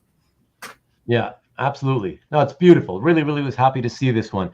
And 1984, I'm thinking, wow, just to put some context on how quickly, we all say as we get older, especially how quickly time flies. Mm-hmm. That thing is 39 years old. And yet I believe it came out after their brother, Gene, passed away. So Gene Day of Master of Kung Fu fame after, Mm-hmm. I'm just, wow, like how long has it been since that happened, Worked himself to death, basically. Yeah. I mean, big time smoker and all that, whatever, but also trying to do killer deadlines all the time. And I'm telling you, they were hard workers. Those guys loved comics. They wanted to do comics. Yeah. And they put a lot into it. And I still, even thinking back to the 80s and 90s, by the way, I still haven't mentally clicked that is a long time ago. It only mentally clicked? It hasn't mentally clicked that is very, like, that's actually a long time ago. Yeah. Oh, yeah. Yeah, come on, man. Like, what? Yeah. 4 decades? What? Yeah, wow. Crazy. I'm not going to pretend I know who Peter Gowland is, Maki Poo Poo. Can you let us know, perhaps? Is that it? Yeah, I have not heard the name. Mike Hammertime. Exactly. Okay, while Maki Poo Poo answers that question, we'll get to it after. Let us go to the next piece. And for this, another painted type piece of Batman, Birth of the Demon, the original graphic novel, the 26th page by Norm Breyfogle, pencils, inks, and colors. So, yeah, what do you got to mention about this one? So, yeah, another origin story. And again, these painted books always kind of drew me in, always since the first time I ever saw one, which was actually probably the Moonshadow graphic novel. Before that, I didn't really know that. That was awesome. Yeah, that this existed. And so this kind of stuff, it always draws me in. And this is like Ra's al Ghul's origin story. That's the Lazarus pit in the bottom there. And Norm Breyfogle on this series, it's just very colorful. And even in the page itself, it just kind of pops off the page. And I bought this after I got this page and read through it. And it honestly is a good story. And again, I really do get into the lore or the reasons behind characters' motivations in their life. And this fills in a lot. And Norm did a great job of painting through these with a painstaking kind of mixed media style. So he'd use materials based upon what he, just what he wanted to do on the page. And it ends in a pretty epic fight scene, which is also just painted really well with some crazy scenes. And, I didn't know a lot of this about Ra's al Ghul until I read it. Right. But it just made me appreciate it more. And this one's kind of a trippy page. Not all of them are like this. A lot of them are done with, just more, I guess, classic layout to things. But he used color really well in it. And when you hold it in your hand, too, like even those swirls and the details that he put in, a lot of it is, just going over paint with a different medium just to add in a lot of detail. So in hand, this thing's really impressive to look at. Oh, I can imagine. I wonder what Norm thought at the time, and I probably know what he thought because, most people think the same way, but most artists, once they see their books in print, they're always unhappy with how the color made their artwork look. And it's a shame when you look at it at first glance, it looks like, hey, it printed, pretty much the same thing. But then you see, oh, except for my blues turned into purples, you know, and Yeah. just stuff like that, like really burns artists' asses. You know what I mean? But other than that, I mean, it's pretty good. But sometimes it's that one thing is enough to like piss them off. You know? Yeah, it's pretty close. And I didn't actually realize that. Yeah, just the only words on this is just death. Yeah, death. Yeah. Dramatic reading time. Yeah, I just did it. It's done. Yeah, exactly. Okay. Very, very, very cool. Very cool.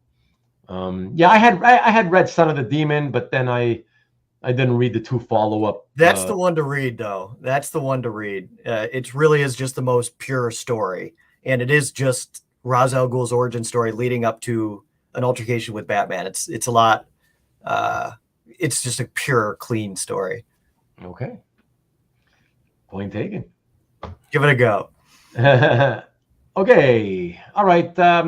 Everybody, let us look at the next piece, which I believe will be Jean Paul Leon. I believe. Let me see. Let's see what we got here. Yes, it is Jean Paul Leon, and this time inked by Bill Reinhold, a really great artist and underappreciated artist in his own right. Earth X #2, page 19 from 1999. Yeah, so like I kind of mentioned a brief bit ago, that Earth X is what pulled me back in. And I actually bought this page from Bill Reinhold, and Bill lives only like 45 minutes from me here. So yeah, that was always an interesting connection. And I didn't know that when I first read Earth X and got into it and tried to track down pages. And this page is, it's kind of interesting in the story of Earth X itself. Like, one, it's got that futuristic car. I guess that's cool. It's interesting just how he depicted it. But then you go into this carnival scene. And if you look at like the 2 heads on the left there. My favorite part of the page, sorry to interrupt, Adam, but I was wondering if you were going to bring that up. And I was like, okay, thank God he said that, because that's so part of the page. That's so John Paul Leon, and he did it perfectly. It feels almost like real. And that's like a 2-headed guy, actually. And then in the back is like these other kind of carnival people that. Oh, yeah, carnival freaks. Yeah, they become like the new X-Men in this, and they're trained by an old balding Cyclops. But then at the end there is the first time in this series that they show Daredevil. And I say that with finger quotations because there is a twist there that leads to something totally different. But that's the first depiction of that character in it. And again, yeah, like things like that face, really it's that third panel that made me fall in love with this page. But even on the top panel, if you look at all the people in the crowds, he made unique designs for, you know, all the ones that are actually that if you look and pay attention, you'll be able to see. He did a lot of work and love into this series, and a lot of the pages that he made for it show iconic moments, and it's just so beautifully done. And those 2 faces just really say to me what JPL can do with, again, very simple things. Like I feel emotion from those guys. Yeah, I love this guy's stuff because he's like, so this is how would I put it? He's in that group of guys, group of artists who tend to do more illustrative, based on composition, shapes, you know, negative and positive space, which of course goes with along, you know, hand in hand with composition. You know, guys like him and Sean Phillips and Mike Perkins, Butch, Guice. You know, there's a few, but these are all the guys. If you go through them one at a time, name by name, they have their fans, but these are the guys who I think draw the best. They are the best pure illustrators, or they tend to be in most cases, and yet they will never ever be the hot guy of the moment. Like, I've heard him described as an artist's artist. Yes, right. That's the actual artist look at his stuff and get it. Because like, if you do pay attention to his art, he knows what things look like, and he knows that he's illustrating, but he's able to translate what something looks like into, you know, again, this negative space in the black and white. He's almost got that translator. And he, especially if you look at like Wintermen and things like that, like he just had that innate ability to know what something looks like and then know, you know, how to put it on page in a simple yet clear way. Yes. Perfectly balanced. Just beautiful. Yeah. Just an excellent all-around artist. Speaking of excellent all-around artists, let's check this one out. Not a mainstream guy, but one of the fathers of the industry. Family Matter, original graphic novel, the 27th page, Will Eisner, 1998. So the Will Eisner graphic novels, really, they are my favorite stuff that he's done. I respect the spirit and I like looking at the pages and the artwork of it, but his graphic novels are the stuff that always drew me in and gave me, sometimes they're the stuff that you read and it sits with you for a while afterwards, or you think about it, and it's told in very simple ways, because at the end there, when he was making these graphic novels, he was telling the stories that, he'd lived with or he felt strongly about. It was his stuff, the stuff that he wanted to tell. And the way that he went, which is actually kind of a beautiful, noble thing, is, close to the heart, close to the life experiences of people and things that he saw, some of the sadness, some of the tragedies, some of the happiness in that. But he always kind of kept the stories humble in their, what they were centered around or what they were looking at. But all of those graphic novels have an ethos behind them, or a life experience that he either witnessed and felt the need to share. And when somebody with this much, talent and life experience kind of wants to say something, it pays to listen. And this is another one where it's kind of a sad story, but it's ultimately about how, a family can be self-destructive. And this page is one of the ones that just caught my eye the most, because it shows a lot of Eisner's ways of doing things. And it's a very simple layout, but it kind of jumps through, and, some of the quick drawings on the side of just being the past and the memory, but they keep the man in the center framed around it. And it's just, I love, this is my favorite Eisner page that I have. And Eisner himself is just a guy that, obviously the Academy Award of Comics is named after him. He's left his impact for sure. Yes. For anybody watching either live or on Rewind, who isn't aware, if you've heard of the comic book industry's Eisner Awards, yes, this is the Mr. Eisner, Will Eisner, the man who they named that award after. So yeah, very, very, very nice. It's cool to see that you had this page, and not your only Eisner either, Adam. No, I bought 4. I have 4. Yeah. There you go. We'll be seeing another one a little bit later. So excellent. From there, I figured, let's stick just for a moment with independent, if you will. Because again, here comes another.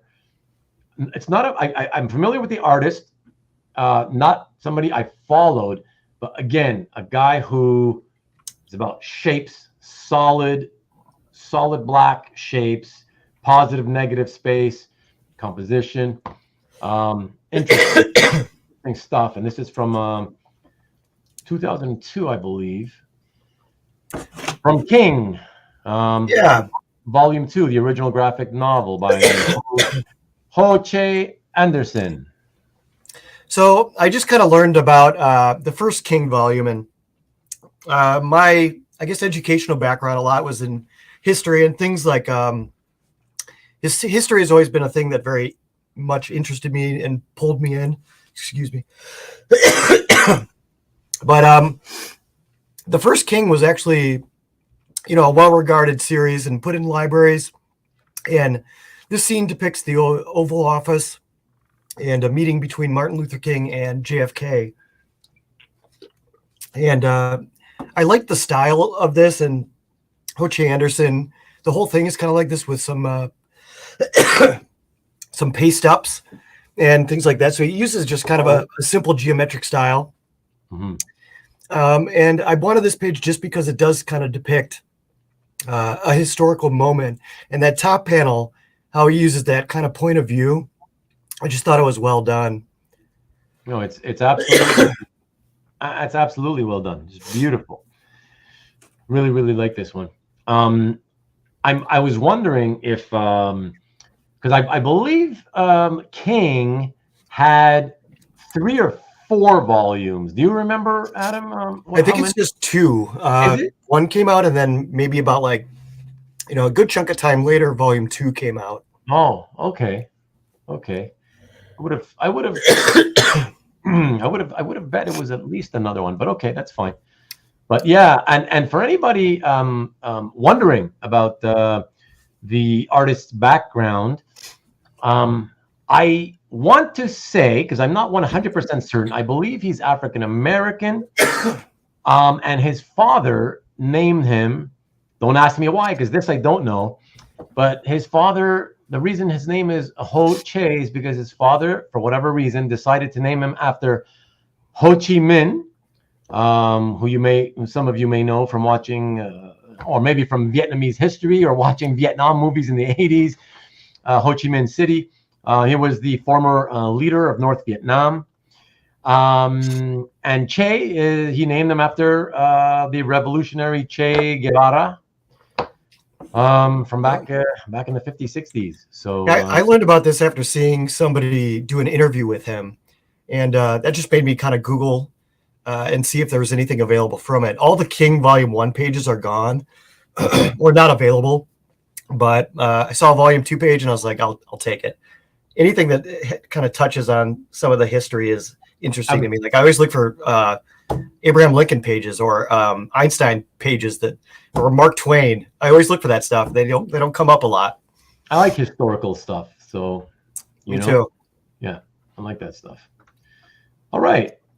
So from there, and speaking of Che Guevara, for anybody who's never seen it, there is a very long, because it's in 2 parts. I think it's almost 3 hours each. It was a few years ago that I saw it, or several years ago. The Motorcycle Diaries. Fantastic. Just a fantastic movie, 2-part movie about the life and times of Che Guevara. Who, for those of you who don't know who that is, who I'm talking about, it's that guy you often see on people's t-shirts, and it looks like a painting on a wall, of like a spray painting of a guy wearing what do you call the hat. Yeah, but what do you call those hats? What's the proper name? They're like those French hats, almost like. Yeah. Beret. A beret. A beret. Thank you. The beret. Yeah. Always wearing a beret, whatever. Anyways, yeah, that's who it is. That's who we're talking about. Ruben taking us down the rabbit hole of movies. If you haven't seen it, Marcus, I'm telling you, you'll like it. Really good. The Motorcycle Diaries. Yeah, absolutely. Thank you, Mike had it. Beret, yes. Marcus Beret and Hart Beret and Rick Beret. Thank you, everybody. Yeah, the chat provides. The chat does provide. Okay. Like the kind you find in the secondhand store. No, there they only have the raspberry kind, Mike. Only the raspberry kind. And apparently only women wear them. And wasn't he on the Barney Miller show? Who? Che Guevara? Not to my knowledge. Not the kind you find at the secondhand store. All right. So from there, let us move on. We're going to stick with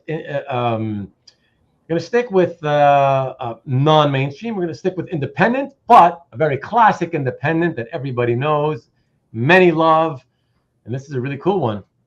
Let us know whatever you want to tell us about this one. This is really cool. Cerebus number 150, page 12, splash page.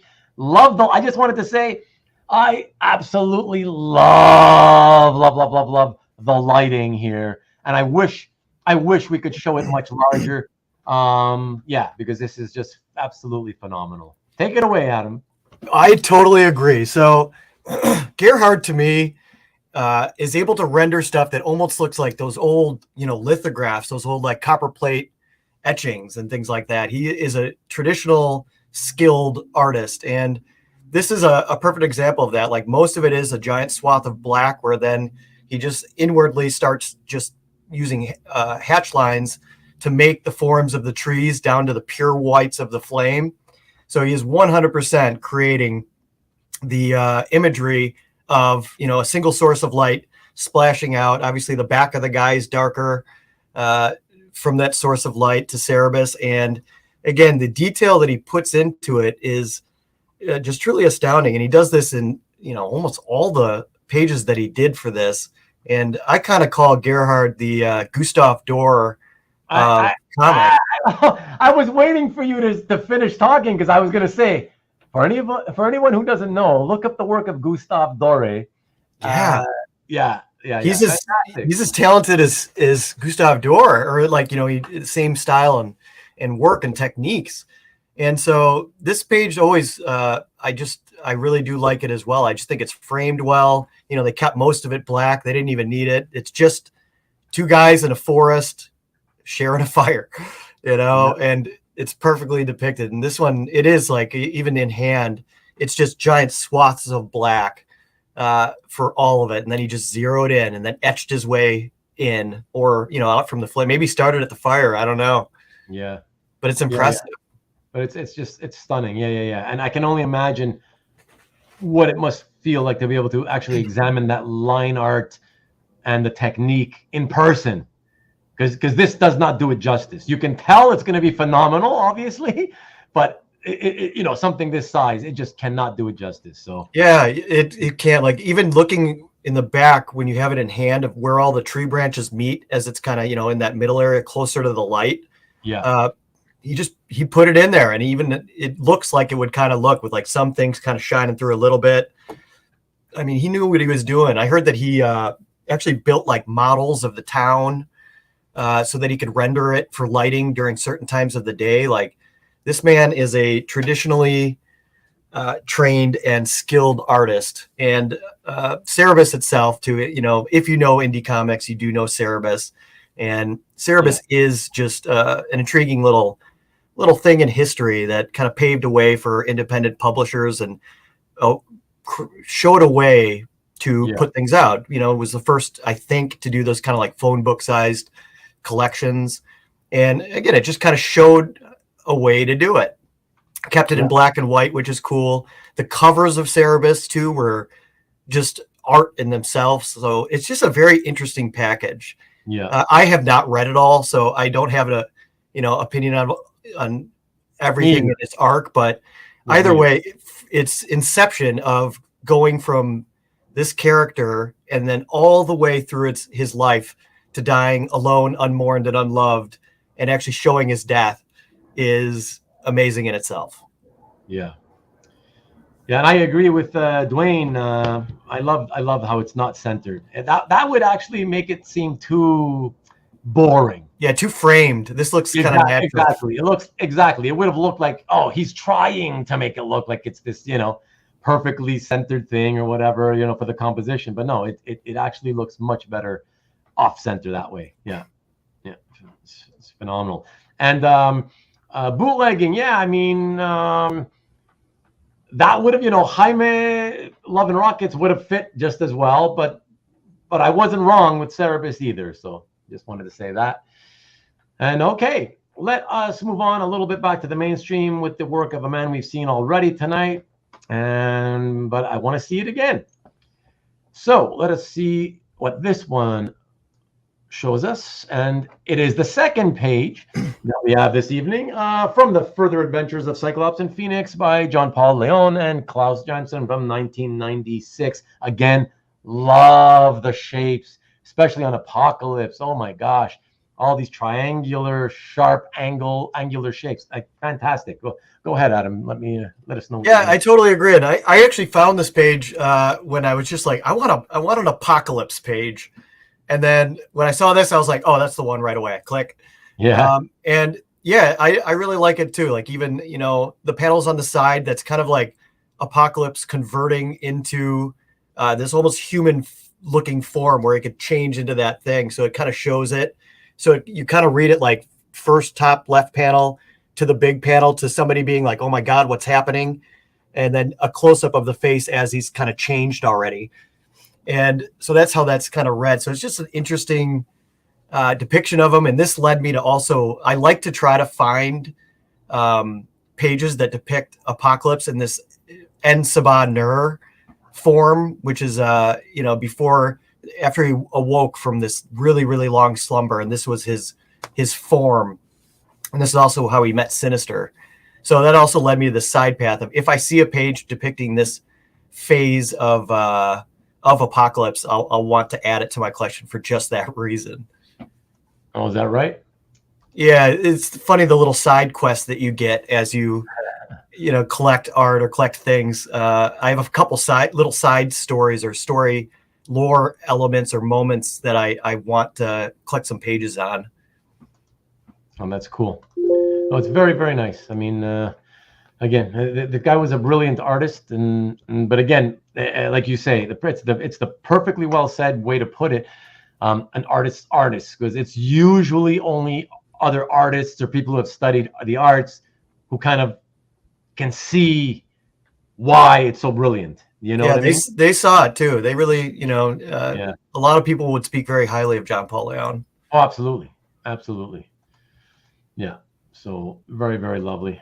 All right. So from there, let us go to the movies. Shall we, everyone? Let us go to the movies and take a look at this painted piece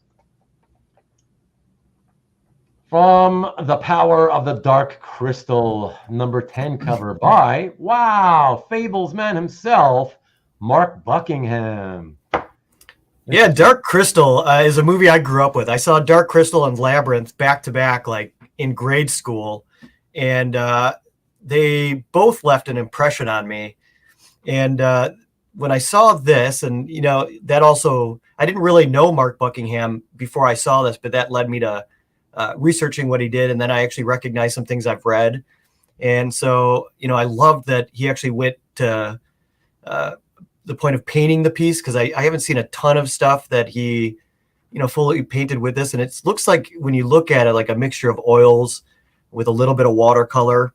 And to get like a Skeksis party was awesome for me.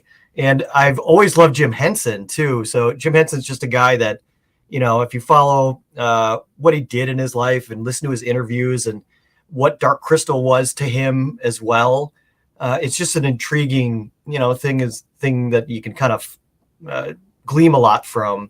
And The Power of Dark Crystal is technically the story of the unproduced sequel that Jim Henson had actually touched and worked through, back in the day. So this is kind of like the unreleased Jim Henson sequel, which is also really neat to have a little piece of that. So when was that? So the sequel was it made? This was never produced in film. So after the first Dark Crystal, it kind of went dormant. There was like a comic, I think, interpretation, maybe just for Labyrinth actually, but it kind of went dormant until the Netflix show. But this was something that Jim Henson put, he put almost everything he kind of had into making this film and risked a lot. And so this was a passion project of his. And this is the sequel that never got to be made or told until this comic series. Oh, so that's to say then that this comic book series, the writers wrote based upon what had already been written for the movie? Yeah, for the second sequel that was never made. Oh, I see. Okay. So you still got to see the story, but only in comic book format. Yep, but if you watched it when it first came out, you had to wait, how many years is that? Yeah. 30 years? Yeah, exactly. That's so funny. But cool. Very, very nice painting. Is that like a standard size piece? Yeah, it's on a 11 by 17 paper, but the painted image is a little smaller than that. Yeah. But it's still pretty big. Okay. Very cool. All right. Before we get to the next piece, just let me quickly show everybody a reminder to tune in every Friday at 7 p.m. Eastern, 4 o'clock Pacific to Nikki B's The Original Art Experience. You can see that here at the URL, www.youtube.com, right here on YouTube /the-EXP. I wanted to mention that, I mentioned it last week. Last week technically, this past week, 2 days ago, Friday, Nick did end up getting the 100 viewers at one time. So congratulations to you, Nick, on that. And he did end up selling the John Romita Jr. Scott Hanna Spider-Man cover, issue 34. And I believe, I'm not going to say it because I don't remember exactly the price, so I won't say it, but he did sell to our friend, Alberto Gonzalez. So that's very interesting because I would have expected him to spend that, whatever kind of money that would have been for Captain America art, not Spidey art. But yeah, who knows? Who knows what's in that warped mind of Alberto? So that's that. And before, let me actually, hold on, take this down, just so I can come back and look at you all. This coming Friday on Mick's episode of the EXP, he's going to do something he's not done in the past. Some of you may not even know, but Nick has, let's just say, some art from Joe Quesada's Daredevil run. And he, in honor of how well, I guess, this past Friday went, he has decided he is going to offer a page of Joe Quesada Daredevil art from the Joe Quesada, the Kevin Smith, the famous Kevin Smith, Joe Quesada, Jimmy Palmiotti run. So tune in this Friday at 7 p.m. Eastern, 4 o'clock Pacific. If you're interested in that art from that run, and you'll have the opportunity to get some. So there you go. And good luck to everybody. Oh, and somebody's letting me know, Marcus. He says it went for $11,500. That's the Amazing Spider-Man 34 cover, half face, dual face Spider-Man, Green Goblin. I'm not gonna lie, I did wonder what that would go for after saying that he was going to do a no reserve auction on it. Yeah. I'm not sure if he made money or lost money or broke even or what. I don't know, because I don't know what it cost originally. But okay, thank you, Scott. What's up, Scott? To 11K to Alberto. Okay, and you were right as well, Marcus. Not Mike, I should say. Marcus. Oh wait, we don't discuss prices. Oh, that's true. Mark is gonna get angry. Are you still there, Mark? He's probably busy working. He should be at work now, Mark. Yeah. So. Please go there this Friday, everybody. And like I said, yeah, I'm curious because I want to see. I'm not looking for a page from that, but I'd like to look at the art from that. I want to see Nick, by the way, what level, what content quality level page you're going to offer. That's what I'm curious about. I want to see if you put up like a really solid page with great Daredevil images. But either way, we'll see. I'm putting you on the spot now, Nick. Putting you on the spot. You're going to feel like you have to do that now. Vivian, good night, honey. See you later. Have a good evening. And good night from Dwayne Zapane and from Karen as well. There we go. Okay. All right. And with that, let us get back into the show and tell, everybody. And for that, let us go to... Jason Ladwig. So Butch Guice, this is a Butch Guice piece from the era that when we spoke privately after the show last week, this is from that 1991 era, same year. Look at the line work. Back then, Butch had more of a just tiny little lines, sequential lines. And this is from that same era where he did the inking on the Adam Hughes She-Hulk. So let's check this out. It's from X Factor Special #1. They're known to most people as Prisoner of Love. It was a prestige format book, a one-shot, penciled and inked by Butch. And yeah, it came out in 1990. And there's a little cameo appearance by Mobius at the bottom right left-hand corner. Yeah. So that's actually what made me buy the page. And also, I just got to say in the storyline, poor Beast. Yeah. Thought he found love, but only to have something happen. But yeah, I saw this and I noticed the what's her name? Star Watcher or Stargazer. The Mobius reference there. And I kind of Googled it afterwards to see if anyone else wrote about it or mentioned it online, and nobody did. So I was like, I wonder if, I'm sure people noticed, but I thought that was awesome. I love artist to artist shout outs or references. And I kind of also like this page because, you almost forget that the mundane can be very difficult to depict and to draw. So even just those city backgrounds, the other people sitting on the bench showing like the moments of life and the people in the street across there, like this is a lot of artwork to depict a relatively, and again, I use the word mundane loosely, but mundane scene. No, but that's you're not. Don't worry. I know you're probably fearing that. Oh, you're insulting the art. It's not. It is absolutely what you would consider. It's mundane. There's not anything particularly. No, not at all. And actually, like mundane comes from the word mundus, which means like of the earth. So it's almost like not offensive, but it's not. To say something's just of the earth, it's not boring, but. No, but it's people sitting and standing around. There's not a bunch of action happening. That's all we're really saying when we say it's mundane, a mundane scene. Yeah. But the amount of work it takes, and he did just, again, a very good job. And Butch Juice, he's also done a bunch of different styles and even some of the stuff he did in heavy metal. Hold on.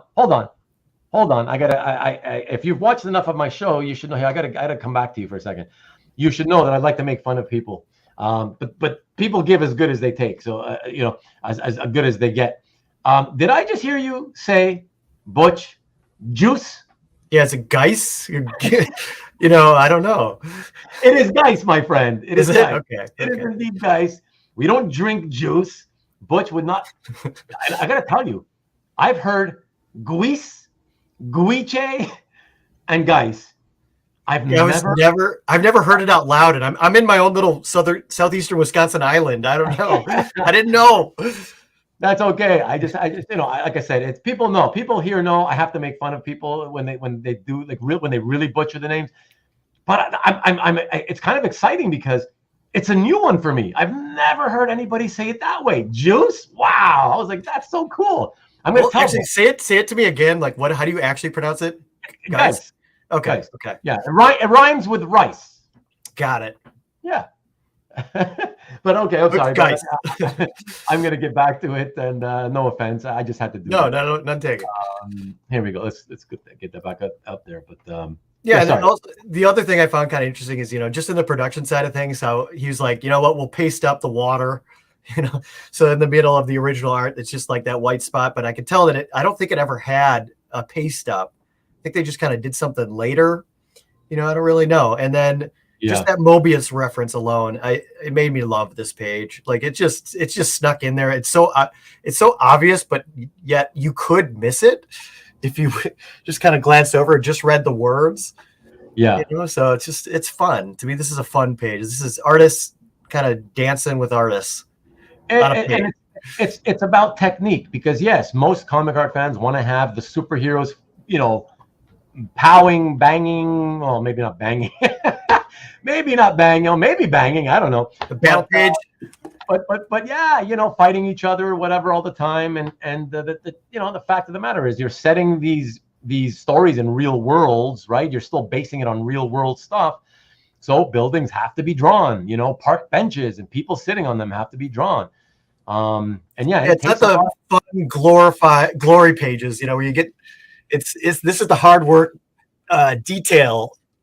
Yeah, and it's not easy to do. It takes time, and it's not the most fun thing for the artist to do. But man, it's impressive when it's done well. So yeah, props to Butch for that.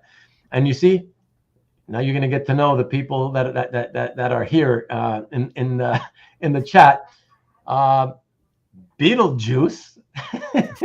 You're gonna get others making fun of you now. See, that shows why I pronounce it that way. Rick says the juice is loose. Of course, CJ always has to shame me, calling me Ruben the grammar shamer. That's fair. Beans and juice are so nice. So funny, you guys. In action, not in action. Nice. I like that, Mike. Very nice. Yeah, it was. It was like a moment of time, but it looked like things were happening. Yeah. Adam, it's been bugging me. Could we see the oversized head to your left, please? Yes, you may. Right. Yeah. No, don't move. I'll do it. Okay. There we go. Oh, I can't believe that's who it is. when we were talking before the show, I thought it was the Hoff. No, it's a giant William Dafoe. It's Willem Dafoe, and I thought it was from far back. I was like, oh, it's the Hoff. Germans like David Hasselhoff.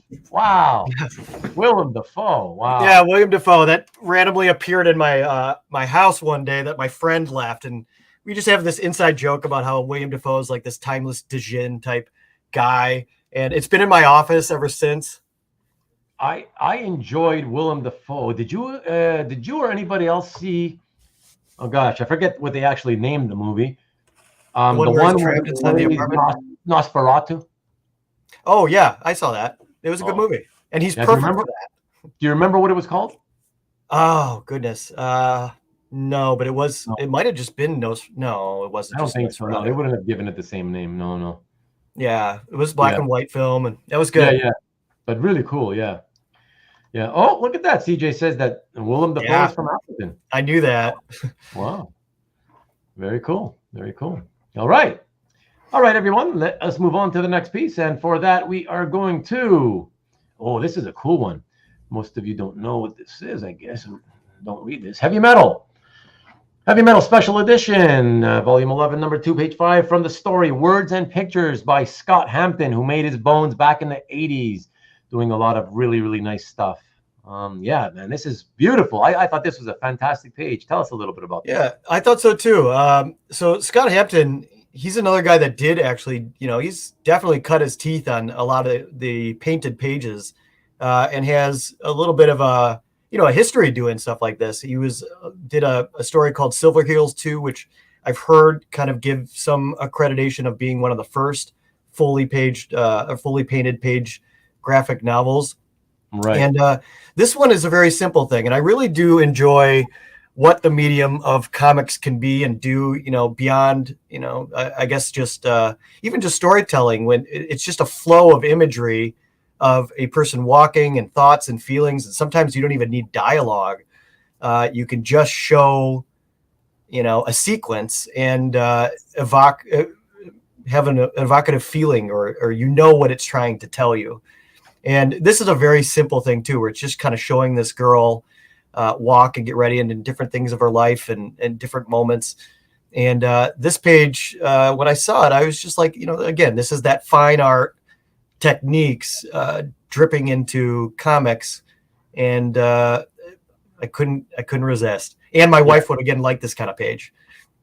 Yeah, I love it because it is obviously beautifully illustrated, but of course I have always been more in terms of comic book illustration. I've always been more of a realist myself. So, I follow the realists. And so, that's what I like much more than your sort of more, sort of standard comic booky type styles. Like your McFarlanes and your, whoever. Yeah, each kind of has its place, but heavy metal, that's a playground for people that wanted to tell some stories. And, they usually tend to have a couple pages in it that were color. So, it's a perfect kind of place for that kind of thing. But in Scott Hampton, I've been seeing that he's been putting some pages out there to buy. And that's also led me to understanding too, like how much he's done. Like he did that Batman Knight's Cry, which I bought many years ago, but didn't realize that was him. Because again, all painted art books catch my eye. Yeah, they just do. Yeah. No, I understand why, and yes, it's a stunning page. Yeah, so I love looking at stuff like this. Signing off for a little early tonight. No worries. Thanks for sharing, Adam and Ruben. Have a good weekend. Have a good weekend yourself, Jason. And I'll see you next week as you're back as my co-host for the 5th episode of Back to the Past. Was it Jason that's from Michigan? Jason's from Michigan, yes. Okay. And Jason, I will try to put something together, see if we can do a Lake Geneva comic art meetup. So you can hop over on that ferry. I hope you're still there to have heard that, Jason. But if not, I will remind you. Yeah. So very well. Thank you. And yes, like I said, I'll see you next week.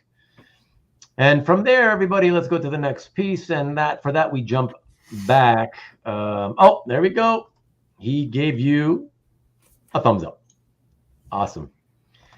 And a good night. A good nighty night to you from Karen. Okay. So yes, we jump back to the mainstream and go with Marvel. And for that, we are doing a page from the classic Frenz Sinnott Thor run from issue 419, the second page, featuring many images of the Watcher in negative silhouette. This is a perfect example of the pages that I absolutely love, actually. When I saw this page, I didn't hesitate for 1 second. I was like, this is exactly what I love to be able to get. Tell us why. So even with the Watcher, I do love Watcher pages, and I love Watcher lore, and even kind of, what their purpose is and what they've seen and everything about that. And it goes back really far. But this page also is a fully standalone story, inside of the comic book. It basically tells how the Watcher came here, watched this little planet, and their culture flourished, and then they started infighting, and then they blew themselves up, and then they're like, will they rise again? But he's like, but I can't spend any more time here. I have to keep moving on. There's more happening.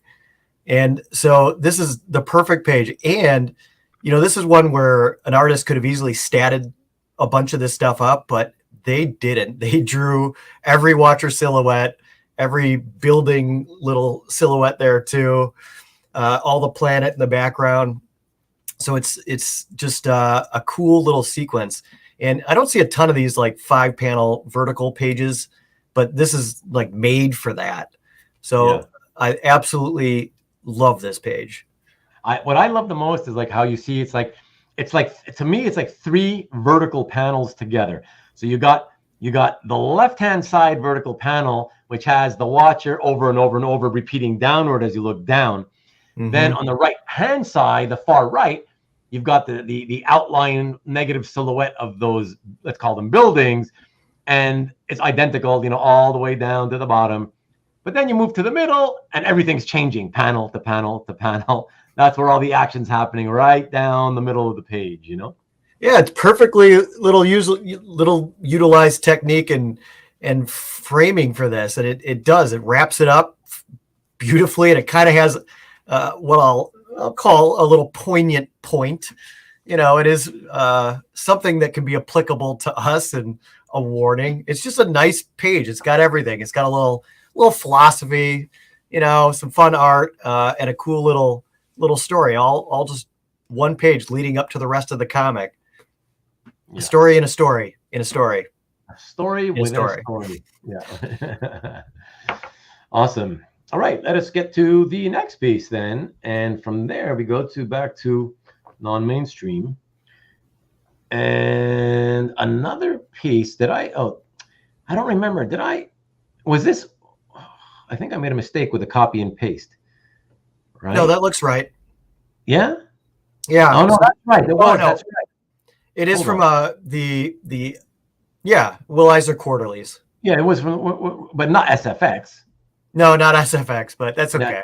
Yeah. Well, it's quarterly. Yeah. Sorry about that.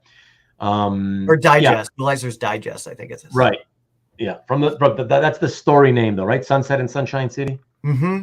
Yeah. And this is another page that I actually read this like maybe about 4 years ago, and I saw somebody on Reddit post on it too, and they were just like, check out this really sad story, and then the top comment was like, Olga's a playa. And it's a story about a man who is, he's getting older, and he's going to move to Florida, and he's going to, go to this. He loved his old home, and the first pages are just him walking through where, the spot where he remembers taking his daughter to ride a bike, and he loves his town. And he's kind of really sad to leave it, but he's getting older, and so he just simplifies life and moves to Florida, meets this girl. And then at the very end, the girl ends up cheating on the old man with his own daughter's husband. And this is just the sad scene after he discovers it and walks back and just sits with his daughter, at the very end there. And Eisner is amazing at that, just kind of like panel to panel, and then breaking down panels where you almost start kind of just flowing through a sequence. And then the bottom too, it just, it leads perfectly into just like the weight of the moment and the sadness. He's just good at it. And it's a sad story, and it doesn't end. There's no real happy twist, but that's what Eisner does best. He's able to.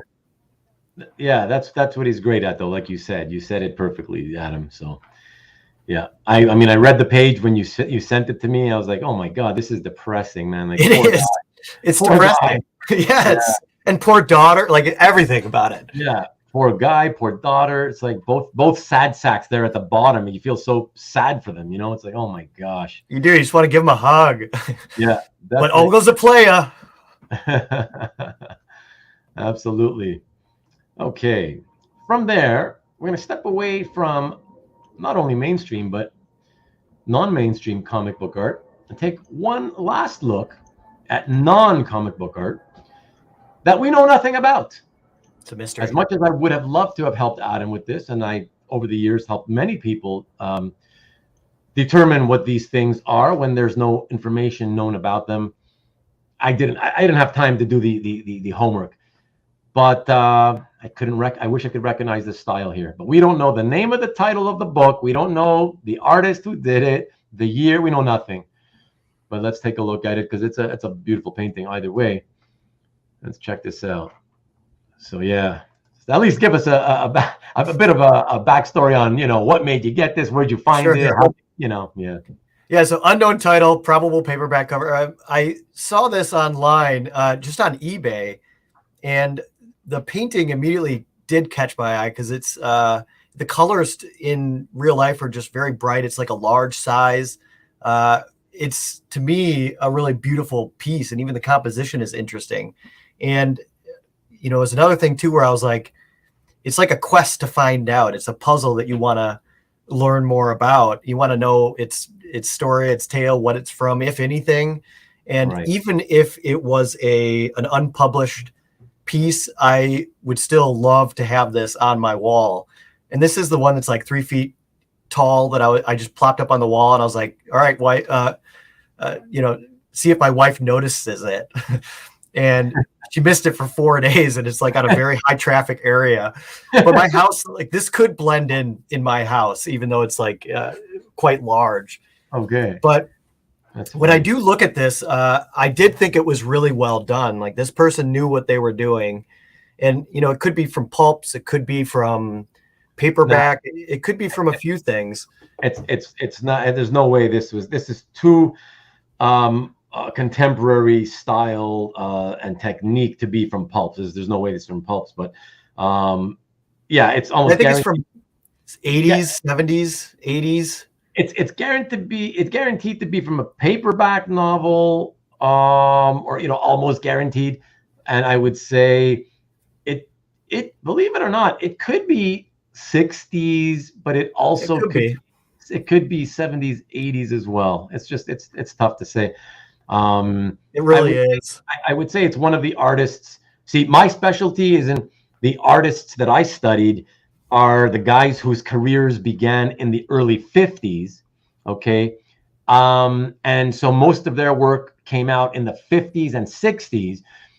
But when I don't recognize a style and it still looks like it's at least going back to the 60s, then typically it's one of the lesser known names whose career started in the 60s, and then they worked throughout the 60s and 70s typically, and I'm not as strong with those names. So that's why I When did Masonite become a thing? Oh gosh, I don't know. Well, this is done on Masonite? This is on Masonite. Interesting. Yeah. And then I did have some people like actually Jeff Easley, I was hanging out with his son, and he sent him a picture of this, and he's got a lot of knowledge on old art and everything going back from pulps to paperback art. But he offered the possibility of San Julian or a guy named Enric. And then somebody else said Robert McGuire.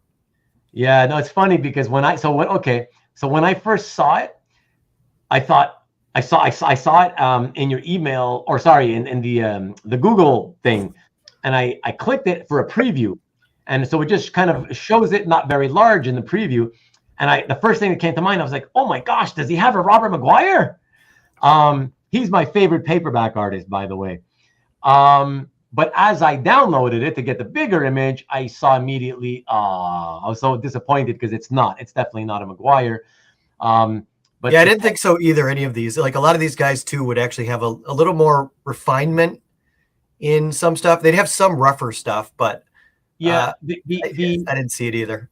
The woman who's fully clothed, her face, it looks very Maguire-ish, and the blending technique of the skin on the half nude woman also gave me that impression. I was like, oh my God, that's kind of how he does his skin. But when I saw it, I looked at the rest of it. I'm like, the rest of it, there's nothing else about the rest of it that shows any technique that I've ever seen Maguire do. So yeah, so I don't know. It remains a mystery. But I haven't given up. I will keep trying. Marcus says he wants to name this Raspberry Beret Guy. I mean, he is wearing a raspberry beret. Marcus says it could be Kaplan. Wouldn't that be amazing? I have 2 separate Kaplans that I've brought together. Oh man, that'd be funny. All right. The other Kaplan's small though. It's small. Yeah. The other one's huge. This one's huge, yeah. Excellent. Well, I was happy to see it either way. So thank you. Yeah, thanks for thanks for showing that. Yeah, no, I'm very happy to show non-comic art, especially when it's like likely or for sure a paperback novel cover art. It's got to be. It's too good to not be anything, but it also it could be. Either way, I'm happy to have it. Yeah, absolutely. Man, at least sign the back. Yeah, or bottom left corner, like anything. Give me something. Give me some initials. That one came framed. Did it come? Yeah, framed? and I've peeked into the corner. I have peeked. I didn't see anything. Only to the corner.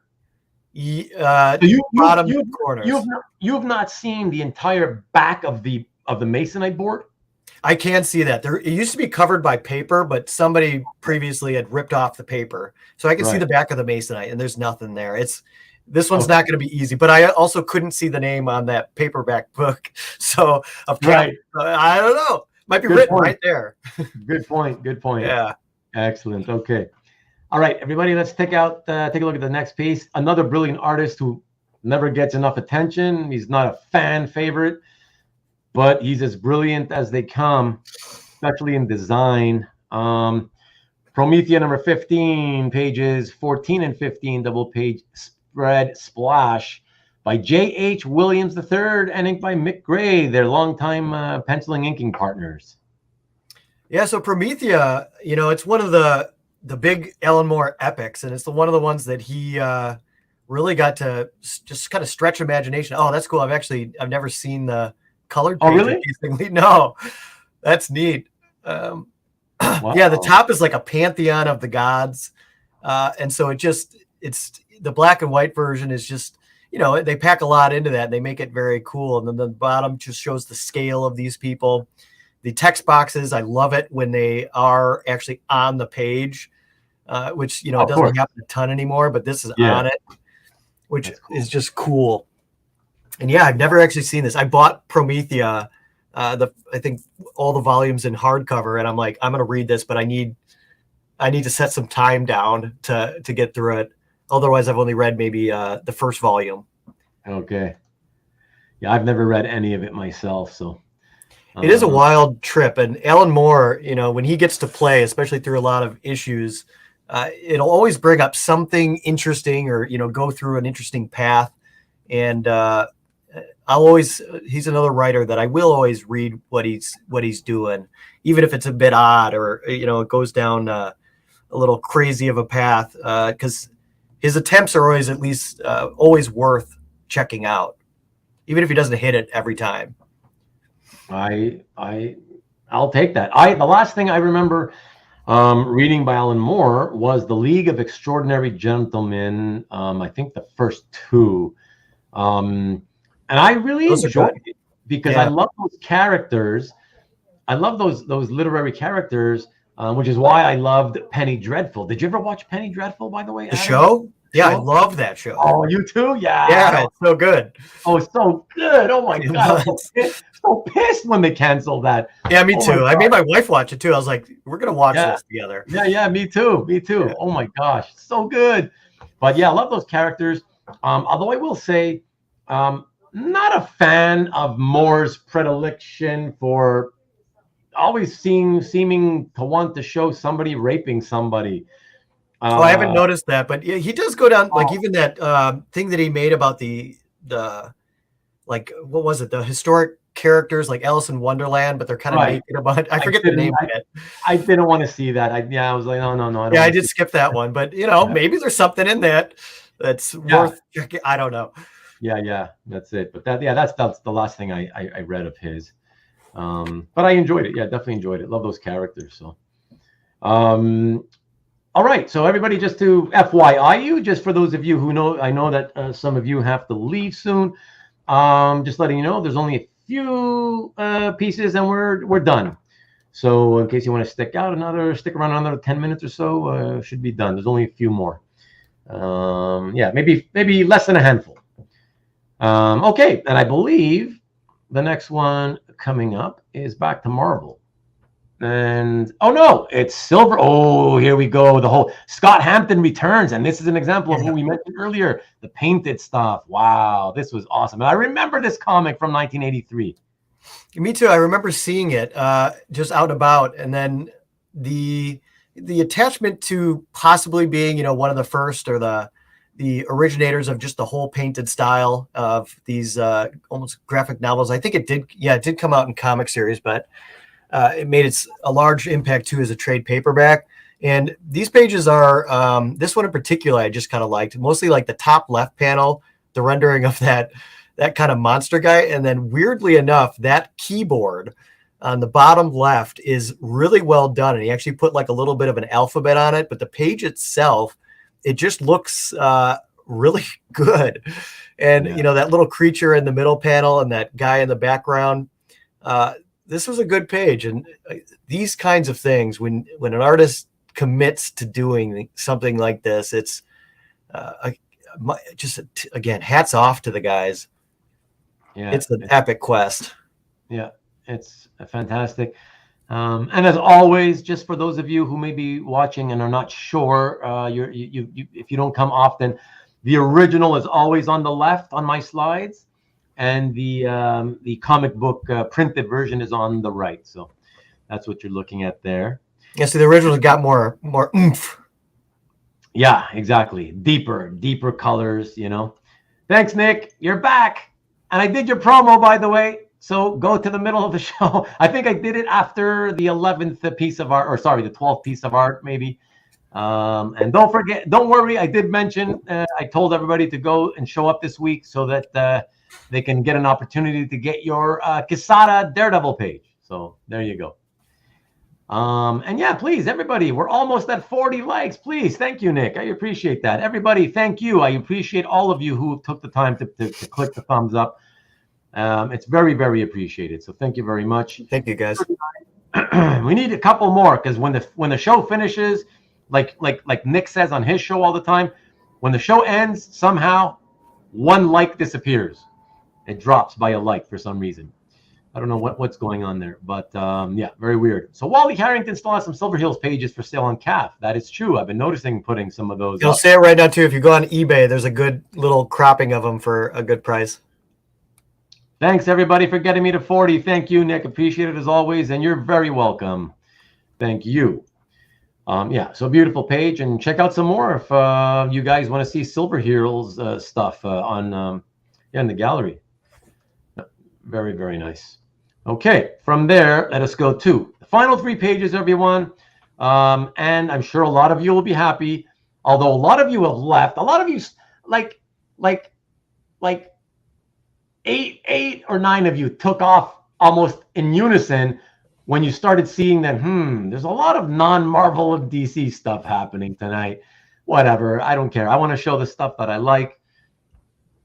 I'm trying to broaden horizons here. you know, what can I say? If you don't want to stick around unless it's Marvel, then don't stick around. You know, I appreciate you for the time you do stick around, whoever does stick around. Yeah, 3 hours is like 2 movies, so you know it's a commitment. 2.5, 3 hours. There you go. But these last 3 pieces are Marvel pieces for anybody still wondering. So yeah, let's get to these last 3, and the next one is the one that whose panels I used for the background of tonight's thumbnail, and that is from the Books of Doom by Pablo Raimondi and Drew Hennessy from 2006. Yeah, so Books of Doom. I would suggest to anyone that hasn't read it that likes Doctor Doom to read it. I just when I picked it up, I really liked it. It's another origin story of Doom, and the dynamic of what kind of created Doom and what led to Doom, and the source of it is in a lot of ways like it goes back to his mom and what happened with her and how she's been essentially, you know, taken to hell and is under the captive, I guess, of a demon, and how it's just tortured him and how it's kind of molded him has always been an interesting story facet to me. And this is another one of those lore things that I try to collect pages that depict it, because it's not depicted a lot. And I have like a Sam Keith page that also goes over this, how he's kind of haunted by these things. And then I have a few of the Books of Doom pages that, when you put them all together, tells a story about that aspect of Doom and just Doom's origin. And then it's funny too how, again, these side quests kind of lead you to things, because then I found out about that. I actually have it here, this graphic novel book called Doctor Strange and Doctor Doom Triumph and Torment. Oh, that's a classic of Yeah. that's actually my favorite period of Mignola's art. Yeah, it's beautiful. And look at this cover. Oh, that's true. I looked up pages on this and I'll never be able to buy one, but this deals with that, him trying to rescue his mother. So I just got this in the mail, like recently. Really? Yeah, because I didn't know that it existed. And then you didn't even know it existed. Wow. No, I didn't know. And then I found out it did, and I was like, oh, I need to buy this immediately and read this. But this page too, yeah, I just like it. You know, it kind of goes through it. Again, he wakes up in the top. He's tormented through this stuff, and he would dream about it. That's actually with the Sam Keith page from a Marvel Comics Presents issue 100, the page that I have, goes over him haunted by dreams. Then he sees visions of his mother and some of the past, and he's just haunted by it. And then in the back there, it shows what will be, you know, kind of his future. But I think that's showing this other future Doom telling about this and thinking back to it. So it's kind of like present Doom telling about what happened to him. Okay. But this is a great book. So it was you felt it was a good read? Yeah, I really liked it. Yeah. The only question I have is like, there's a thing at the end, a bit of I won't call it a twist, but it's kind of a twist. But it makes me wonder how accurate the story is, because I don't want to give anything away.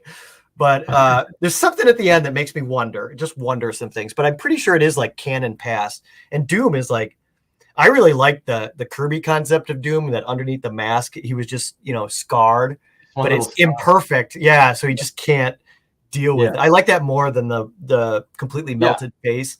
Right. I think melted face won. And he's just very vain. Yeah. I liked that. He just couldn't handle it. Yeah. Exactly. By the way, just a fun fact: the Swamp Thing Perkins piece you got from me. This page you did not get from me, but I was the original seller of this page.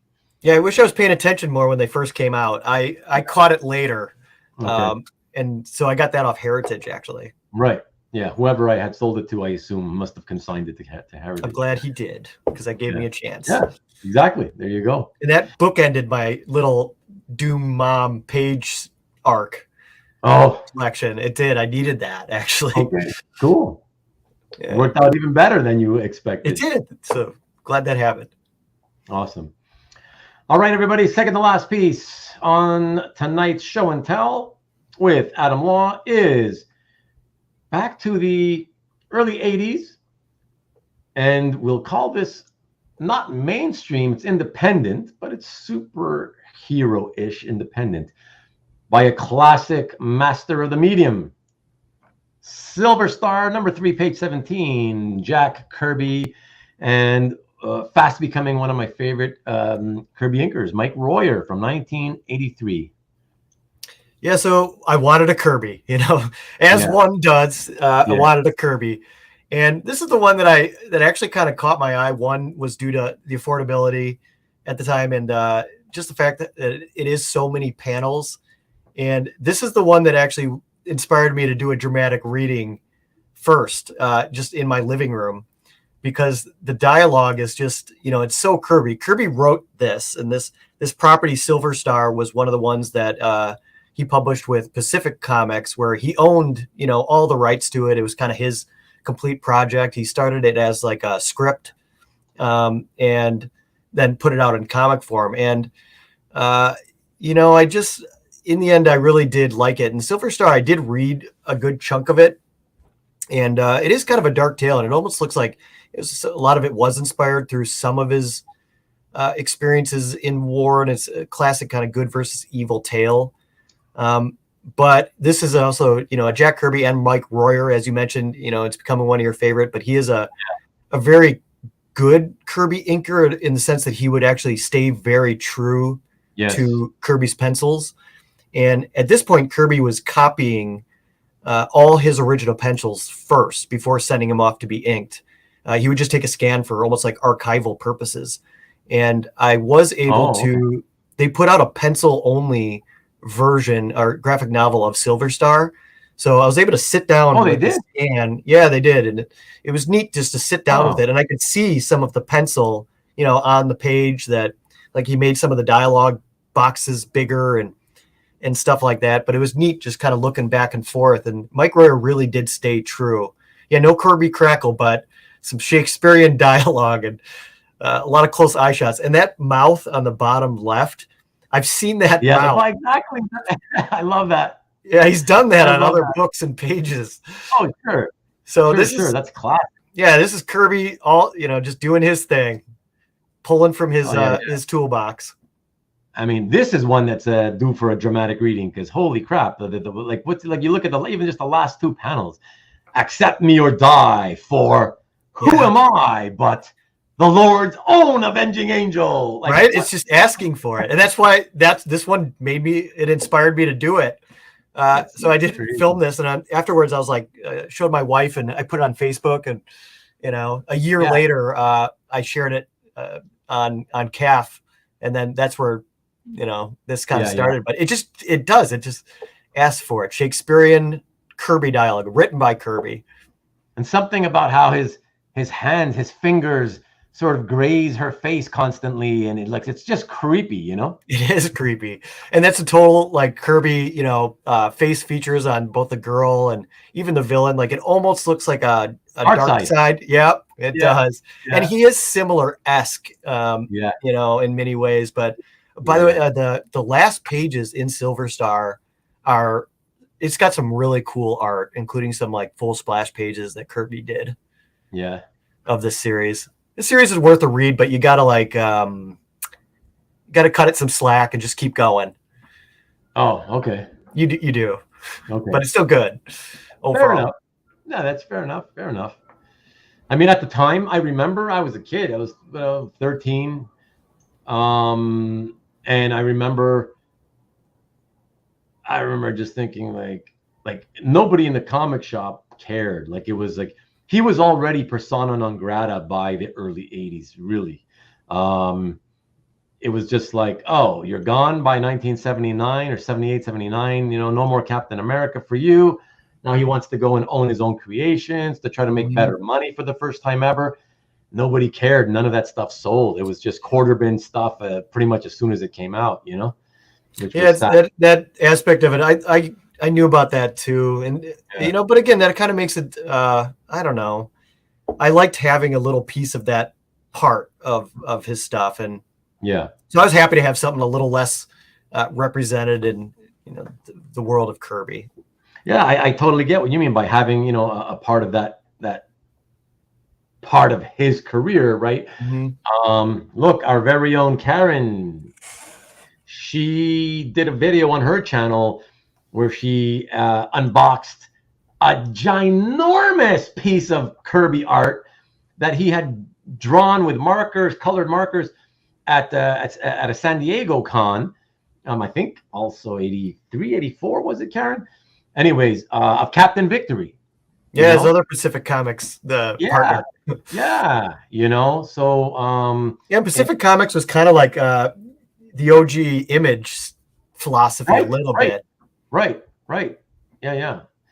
Very, it was wild at the time for them to do what they were doing. Like, I think, unfortunately, probably circumstances mean that they were maybe a decade ahead of their time. Yeah, it just wasn't the right moment, sadly. Wasn't the right time and place, whatever, which is sad. But thank you, Karen. Yes, 1983. So, it's kind of cool, to be able to own something that was characters that he owned. Whether they were commercially successful in the end or not shouldn't matter. I'm telling you, I feel like he's working through some war stuff in it. Not really working through, but putting down, and it kind of does come into that like good versus evil and having to act when it's necessary, and there's aspects of it in that I could see. Right. Excellent. Well, okay. I know it's shocking for people to think, oh wow, Kirby is not your last piece. Well, the thing about tonight's show and tell, everybody, if you haven't noticed already, it's very eclectic. Adam told me himself that he didn't want to do a show tonight where it was all just only the stuff that is out there to try to impress everybody or whatever. Just a wide range of the kind of stuff that he collects. So there is no sort of signature, this is the kind of piece that everybody's gonna wish they owned or whatever tonight. And so typically I take that kind of a piece and I put it as the last piece, but there wasn't any kind of like that.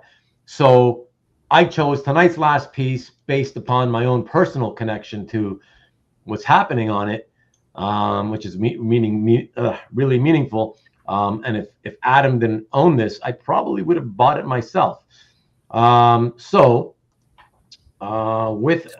have no idea what page you're going to show. I can't remember. Eclectic is good. Thanks, CJ. I love shows with various themes and styles. Great. And that's why we had, NSN, Mike, and Mark Vega, who collected nothing but independent stuff, because that's what it's about. I don't want to just try to show what the best, coolest Marvel superhero stuff all the time, whatever. So, so thank you for speaking up, CJ and Dwayne. I appreciate it. So this last one, you're forgetting what it is. Okay, excellent. So I'm curious to just kind of to see what you have to say about it then. So here it is. This is the last piece, everybody. And for me, of course, it's about the last panel more than anything. But the last two panels are beautiful, but especially the last panel. Okay, here we go. From Earth X, we finish again with John Paul Leon, the fourth time tonight.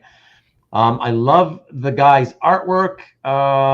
He has now passed on, so there's a little bit of a connection in that sense, because this is a retelling of the death of Captain Marvel.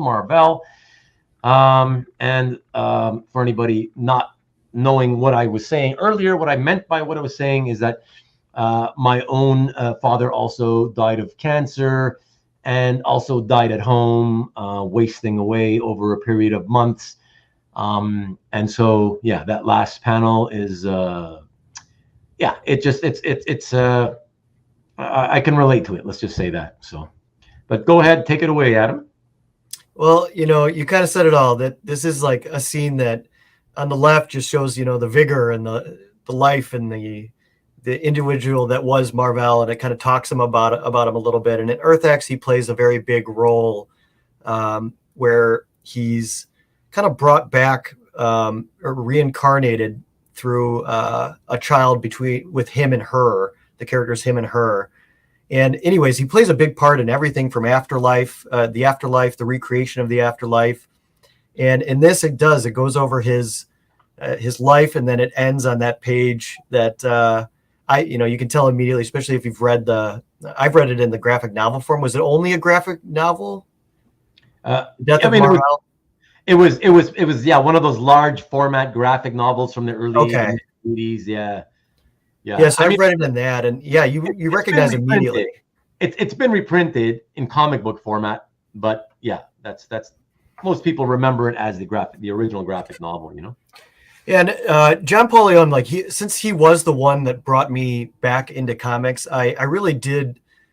For a while there, I was only buying John Paul Leon or Earth X, Universe X, Paradise X related things. But John Paul Leon is probably the single artist that I have the most stuff of because I just really did respect his art. And this page, because it does kind of, again, touch on that lore and the emotionally evocative moments. And that's the stuff that really, if a comic can make me cry or feel something and think about it, for a day or two afterwards, that's what I absolutely love. I mean, when film does it too, I love it, all that. For whatever reason with comics, it feels a little more intimate the time you spend with it. So when something really hits and they deliver something that's impactful and you really can feel it and see it and keep it with you, it's kind of amazing. And Earth X did do that. There's a couple moments that, brought up essentially a tear to my eye. And what they did with Marvel in this is really, it's kind of wonderful, and it's epic in scope. So this page was I was so happy to get it. Something that I'm going to have to put on my list for something to read, because I've seen a lot of art from it, and it always made me wonder, what is this? But back in the day, I used to hate alternate universes. I get that. You're reading a dead end in a way. Right, exactly. Because I'm like, why am I going to waste my time with this when whatever happens to the characters in here isn't really canon? So, right. See, I love that. I have a box of Elseworld stuff because I was like, it's 1 or 2 issues and I can love it. Yeah, but here's the thing, Adam. I've since over time changed the way I feel. And over the last couple of years, I've read a bunch of stuff only because I knew that it would be start to finish, not canon, but whatever happens, if it's a cool story, I don't care that it's not canon. It's just in this for this moment of time, in this universe, whatever. I'm gonna pretend like it's canon and I'll enjoy it, And I'm thinking of one that lasted 5 years. It's called Injustice from DC, and it's what if Superman kind of goes evil and he friggin' takes over the world kind of thing, whatever. And I can't believe it lasted 5 years. And I thought it was fantastic. I love the concept. And I just so enjoyed all of it, all the way from start to finish. So, and for just a second, I'll get on a soapbox of Earth X to explain, because it is kind of like the Kingdom Come version. It's a future world. But when you read it, there's a lot of stuff that did become canon because they ultimately had to reimagine a ton of characters and reasonings and logic and even things about the Celestials. So there's a lot of stuff that was so good that they're like, we need to use it and keep it. And they did. They brought it back and turned it into it.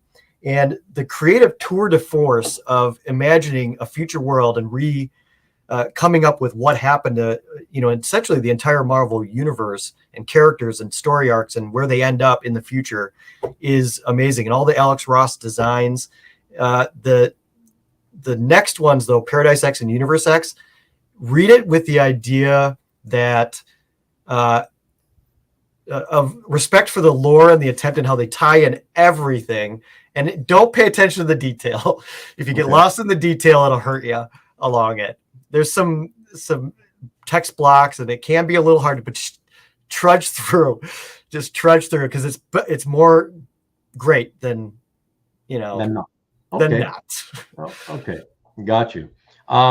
Mike wants you to know that you should read Lucifer 33, a great single issue, but just don't buy any OA pages because he wants them. Yeah, I might want them, but I will. I'll try that. I'll track that down. And just wanted to. I popped it up earlier on the screen, but you were speaking, so I'm not sure if you had a chance to read it. But Mark made a really nice point that today's list is referring to the art selection.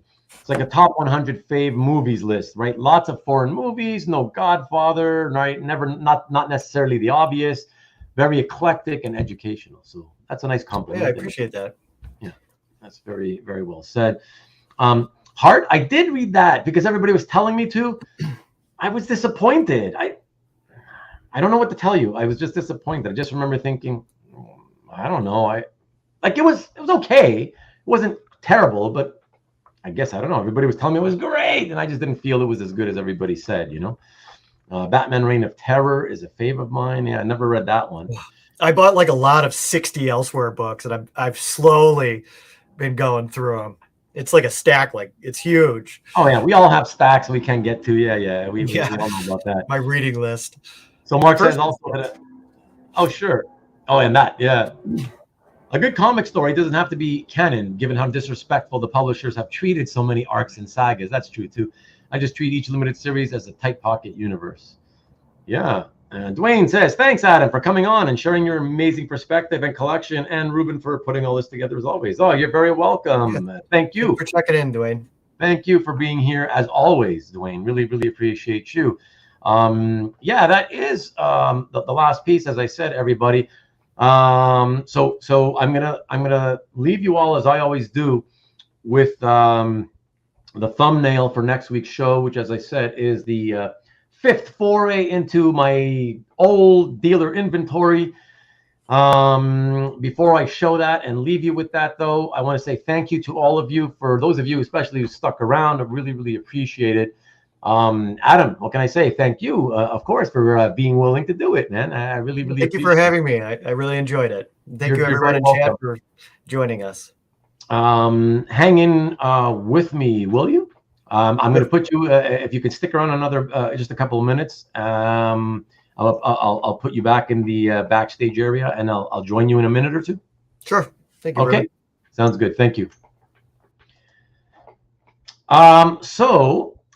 Thank you, Hart, for you stuck around for the whole thing. I thought you were only here for a little while, so thank you very much, man. It's so good to see you. I hope you're doing well. I hope you're doing a lot better. Anyways, that's certainly the thing for you. Yeah, 2 weeks of that shit you had to go through. That's, especially after the stuff you had to go through in Hawaii. Yeah, I feel for you, man. So I hope you're doing much, much better. Great show. Thank you very much, Karen, and thank you for sticking around for the duration and not putting the kids to bed at the usual time. I appreciate it, as always. Thank you so much. Feel better soon, please, and we'll talk soon, okay? And Marcus is giving us